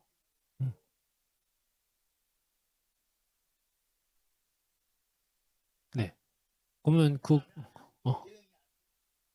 그죠. 그러면 내가 교육부도 가야 되고 행안부도 찾아가야 되고 복지부도 찾아가야 되고 노동부도 찾아가야 되고 다 부처 찾아가야 되는데 근데 뭐 우리나라는 또 행정 시스템이 잘 돼 있어도 또 잘 될 것 같기도 하고요. 그러니까 그 기반으로 놀 때 생각을 해야 될 게 자꾸 이야기가 되는데 네. 보건복지부에서 장애 등록을 했다라고 하면은 전 부서에서 장애로 인정해 주면 됩니다. 1차로. 그러면 굳이 다른 데서 장애 등록을 안 해도 되는 거죠. 행정 체계만 연결이 돼 있다고 하면은. 근데 내가 보건복지부 장애 등록에서는 탈락됐어요. 그러면은 내 고용노동부 가면은 장애 등록을 할 수 있는 거죠. 또 네, 그런 체계를 만들어 놓는 것도 괜찮을 것 같아요. 현재로서는 뭐 그러니까 딱 까놓고 말해서 장애인 고용축적 및 직업재활법 그러니까 고용공단에서 따르고 있는 법에 따르면은 우리가 그냥 쉽게 생각하는 거는 대통령령에 따라서 장애인 복지법에 따른 사람들만 서비스를 제공하게 되어 있는 거라고 볼 수 있죠. 나중에 한번 법 찾아보세요. 대통령령만 따른다라고 안 돼 있어요. 실제로는 장애인 고용단이 직업적 장애 개념을 거기에 넣어놨어요. 그래서 누구든 직업적 어려움이 있으면 직업한 생활에 어려움이 있으면 고용공단 서비스를 신청해서 이용할 수 있어요. 네, 이용할 수 있어요. 신청을 안 해서 그렇지. 신청을 안 해서 그렇지. 신청을 해서 고용공단이 어려움이 있네라고 판정하면 이용할 수 있어요. 우리가 그러니까 법을 너무 단순하게 보고 있어서 장애인복지법만 따른다라고 생각할 수 있는데 아니에요. 거기 법이 몇 개 있거든요, 실제로. 근데 이거에 뭐 대통령령에 따른다라고 하는데 대통령으로 넘어가 보면은 왜?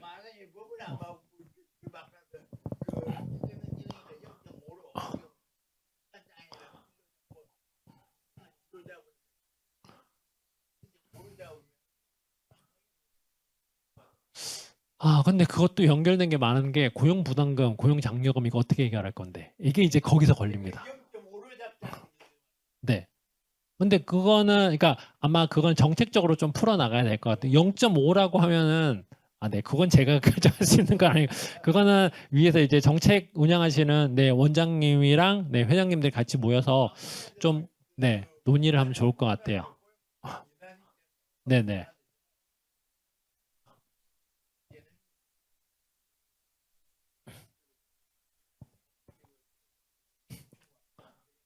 음. 네, 아마 이번 정부가 잡고 가고 있는 정책 과제 중에 하나가 있어서 네, 그렇게 좀 잘 될 것 같기는 합니다. 네, 그래서 우리가 그 모아놓은 기금을 어떻게 사용할 건데 이게 이제 가장 걸리는 거죠. 왜냐면 우리가 지금 모아놓은 고용부담금 기금은 장애인을 위해서만 쓰게 돼 있어요. 장애인, 등록 장애인. 근데 고용노동부가 만약에 등록 장애인이 아니라 비장애인이죠. 경계선 지적지능 비장애인에게 쓴다고 하면은 이 예산을 왜 써야 되는지 아마 기재부 설득이랑 이런 것들이 다 연결이 될 거예요. 네. 자꾸 이야기가 새고 있어서. 네, 그래서 장애인 연금을 받기 위한 네, 기준 쭉쭉 넘어갈게요. 그래서 직업재활 서비스를 받기 위한 기준, 장애인 고용 준비, 취업 유지, 재취업을 목적으로 직업재활 서비스를 이용을 해야 되고 이동, 언어, 자기관리 이런 것에 네, 3가지의 제한이 있어야 됩니다. 4가지 중에서 3가지. 그리고 4가지 서비스를 필요하면 최중증. 그리고 아마 나중에 직업재활 서비스를 영어로 아마 보시면은 우리가 흔히 아는 거는 중증, 그러니까 미국에서 중증장애다라고 하면은 뭐 시비어, 모스트 시비어 이런 단어를 쓰는데 직업적 장애는 significant disability라는 단어를 씁니다. significant. 직업 생활을 하는데 명백한 제한이 있다라는 거를 significant, 그러니까 명백한이라는 단어를 거기서 쓰고 있어요. 네, 나중에 한번 찾아보세요. 그래서 SSA의 기준을 보시면은 지난 12개월 동안 네가 일정 이상의 수입이 있는가, 장애가 블루북 내에 있는 리스트에 포함이 되는가, 그리고 일을 할 수 있나 이런 것들을 파악을 해서 장애 등록을 합니다. 그래서 뭐 장애인 대상 수급 서비스 이제 쭉쭉 넘어갈게요. 뭐 참고로 지금 기준을 보시면은 적격성 기준, 너가 장애 등록을 하기 위해서는 이 정도의 수입을 못 벌어야 돼라고 하는 게 이 정도입니다. 1620. 네. 그리고 만약에 장애 등록을 했다라고 하면 사회보장청에서 제공하는 금액은 한 매달 한 967불. 부부 같은 경우에는 145만 원쯤. 뭐 지금 환율로 치면 150에서 200만 원 정도 넘어갈 거예요. 네. 그래서 우리나라보다는 좀 많이 제공한 거 있죠. 많이 제공해야 되겠죠. 미국의 GDP가 우리보다 2배 이상인데 그죠? 네.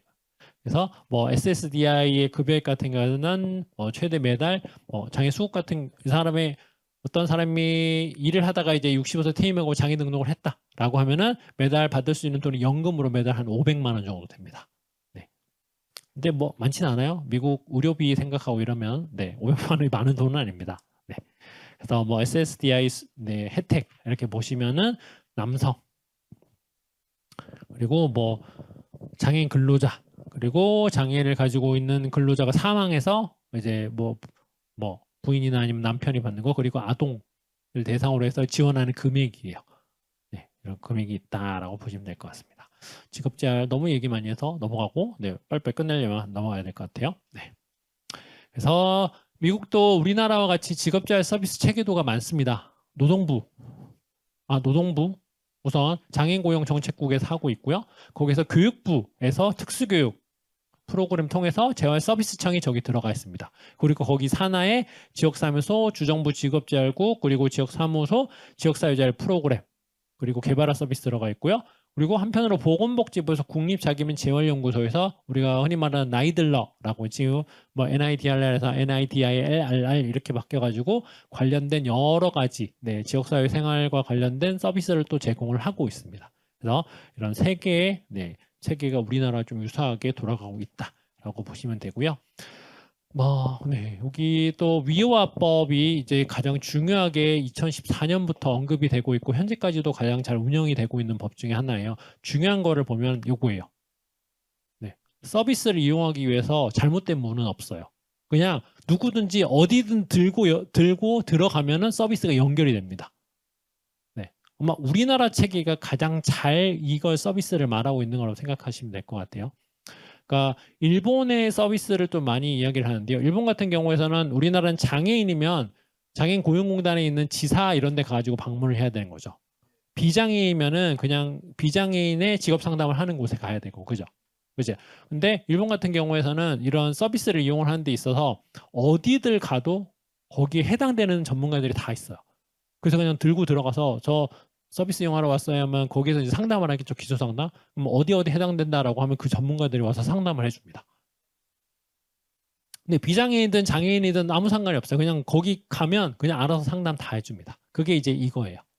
어떤 문을 열고 들어가든지 다 서비스를 이용할 수 있는 겁니다. 어딜 가든. 우리나라로 치면 복지관 가도 내가 필요한 서비스 다 이용할 수 있는 거고 고용공단 지사 가도 다 필요한 서비스 연계되는 거고 보건복지부 쪽 뭐 기관 가도 다 연결이 되는 거고 동주민센터 가도 고용 서비스 이용할 수 있는 거고 다 서비스가 연결이 되어 있다라고 생각을 하시면 될 것 같아요. 네. 그리고 또 중요하게 보는 게 이제 장애 청소년과 성인 고용 훈련 서비스 네, 이런 걸 또 하고 있다라고 볼 수 있고요. 그리고 좀 넘어갈게요. 자, 최저임금 제도. 그래서 뭐 14C 조항. 네, 우리나라와 같이 최저임금 적용 제외. 미국도 동일하게 적용이 되고 있고요. 이거 지금 없애려고 미국도 계속 하고 있는데 안 없어지고 있어요. 네, 우리나라와 똑같다라고 생각하시면 됩니다. 네네. 그래서 직업재활 서비스 넘어가고, 네. 자, 주택입니다. 주택. 자, 섹션 202 노인을 위한 주거 지원 서비스입니다. 저소득층 노인들이 독립적으로 생활하도록 청소, 요리, 이동 등 일상생활 활동 지원 서비스가 제공이 됩니다. 이게 섹션 202라고 보시면 되고요. 이제 섹션 811은 장애인을 대상으로 합니다. 섹션 202는 노인, 811은 장애인. 을 대상으로 하고 있고요. 주택바우처 프로그램 아까 말씀드린 겁니다. 신청인의 혹은 경제 가구의 연간 총소득이 거주 지역의 중위소득 대비해서 50% 이하 그리고 신청 가구의 연평균 소득이 12,000불 미만이면은 정부에서 주택바우처 프로그램을 이용할 수 있도록 해줍니다. 네, 이게 미국 거주자면 돼요. 그 말은 미국에 공부하러 온 학생들한테도 제공이 될 수 있습니다. 수입이 없다고 한다면. 재밌죠? 그래서 지금 우리나라도 하고 있잖아요. 외국인 대상으로 해가지고 그거랑 유사하다고 생각하시면 됩니다. 네. 그리고 이제 지원주택의 형태가 조금 다르게 운영이 됩니다. 참고로 우리나라는 지금 여기 없는 프로그램들이 몇 개 있기는 해요. 최근에 조금 만들어지고 있는 것들이 최근 한 5년 된 것 같은데 그러니까 지역 IL 센터나 아니면 복지관이 주변에 있는 주택을 매입을 해서 거기에 이용인들을 살게 해주는 프로그램들이 운영이 됩니다. 네, 즉 주택을 소유하는 게 우리나라는 뭐 SH나 LH만 소유를 할 수 있잖아요. 임대주택을. 그게 이제 민간 기관에 이제 풀어버리는 거죠. 그래서 복지관이나 아니면 뭐 정신재활 시설이나 병원이나 정신병원이나 주변에 있는 빌라나 아파트를 매입을 해버립니다. 자기들이. 네, 지원주택 형태로. 네. 네네네. 그래서 그걸 다 매입을 해서 우리가 사들이는 거죠. 사들여서 이제 필요한 당사자분들을 거기서 이제 살 수 있게 하고 서비스를 계속적으로 제공하는 형태. 이것도 이제 운영이 되고 있고요. 우리나라에서도 안 하고 있는 것 중에 하나가 이제 그룹홈 형태의 소규모 주택인데 이게 타운하우스처럼 한 100채 정도를 쫙 사들여가지고 거기 안에서 그룹홈 형태로 만드는 형태. 이거는 이제 우리나라에서 안 하고 있는 형태이긴 해요. 그래서 형태를 보시면은 서포티브 하우징, 그룹홈, 섹션 811 프로그램, 퍼블릭 하우징 바우처, 그리고 독립생활 있어요. 그래서 서포티브 하우징 같은 경우에는 우리가 이제 흔히 알고 있는 지원주택입니다. 주택과 복지 서비스가 결합된 형태인 거죠. 이건 이제 SH, LH에서 많이 하고 있고, 그래서 지원 대상은 지적 발달, 정신, 중도신체 장애인을 대상으로 하고 있고요. 그룹홈도 이제 또 많이 들어봤죠. 그래서 소규모화 시설 이렇게 이제 많이 부르기는 합니다. 왜냐하면 상주 인력이 24시간 지원이 가능하도록 같이 전문가가 살고 있기 때문에. 참고로 지원주택은 전문가가 상주하지 않아요. 물론 다른 방에 있을 수도 있지만 전문가는 오후 밤 6시 되면 퇴근합니다. 네. 근데 그룹홈은 상주하고 있죠. 네. 그리고 섹션 811 같은 경우는 아까 말한 우리 장애인 대상 저소득 장애인 주거 지원 프로그램입니다. 그래서 주거 지원금을 지급하고 주택 구입, 개조 지원 이런 미용합니다. SH, LH에서도 하고 있는 비슷한 프로그램입니다. 그리고 퍼블릭 하우징, 바우처, 일반 공공주택, 임대주택 장애인을 포함을 해서 임대료 보조합니다. 그러니까 우리 바우처 프로그램이요. 바우처 여기 위에 있던 바우처 프로그램, 요거 주택 바우처 생각하시면 되고 마지막에는 이제 장애인 IL 센터와 연계된 주택입니다. 이게 이제 소장님 이제 하고 있는 그런 형태랑 비슷해요. 중경도 장애인. 자, 지원주택 주요 서비스를 보시면은 가장 크게 차이점을 보시면은 전문가가 상주해 있냐, 상주하지 않느냐 이거로 보시면 됩니다. 가장 이상적인 건 전문가가 상주하지 않는 거죠. 네, 그래서 이게 한 동이 있다라고 한다면은 그 한 동에 들어갈 수 있는 유형이 좀 다양합니다. 여성, 장애인, 약물 그리고 세터민이 들어가나? 5개 유형이 한 번에 들어가요. 여성, 노인 그리고 장애인. 노숙인 한 명이 더 있는데 이렇게 해서 5개 유형 정도가 한 동에 같이 살 수 있어요. 배치가 SH, LH에서 배치를 해줘요. 거기서 이제 전문가가 1층에 있기도 하고 아예 전문가가 빠져서 다른 곳에 있고 지원주택이 근처에 한 30개 있으면 거기에 관리하는 사람이 이제 다른 곳에서 이제 거주하는 형태 이런 게 이제 지원주택이고요. 지원주택에서 중요한 것은 내가 원하면 서비스를 이용하지 않을 수 있다는 거죠. 즉 내 집이기 때문에 내가 서비스를 필요로 하면 이용하는 거고 필요하지 않으면 이용하지 않는다는 게 중요한 점으로 볼 수 있습니다. 꼭 서비스를 강제할 필요는 없어요. 무조건 이 서비스 들어라 이런 거 없습니다. 그러면 지원주택이라고 부를 수 없어요. 그냥 집만 주는 거죠. 아니면 시설에 소속된 집이죠. 네.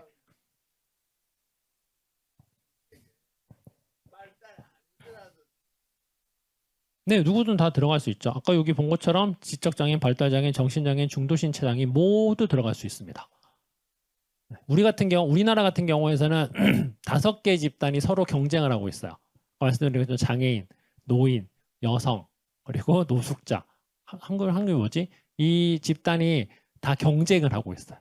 할당이 된 게 아니라 집이 5개가 있으면 1명씩밖에 못 들어가요. 우선이 없습니다. 네, 그래서 이런 차이도 좀 있다라고 볼 수 있습니다. 그래서 시간이 점점 가는데, 네, 그래서 뭐 이런 재원 구조가 있습니다. 그래서 네, 메디케이드 웨이버 이런 프로그램도 있는데요. 쉽게 보면은 여기 보면은 네, 장애인 시설에 입소하지 않고 주택이나 지역사회에 돌봄받도록 하는 게 메디케이드 웨이버 프로그램입니다. 연방정부에서 다 금액을 지원을 해요. 네.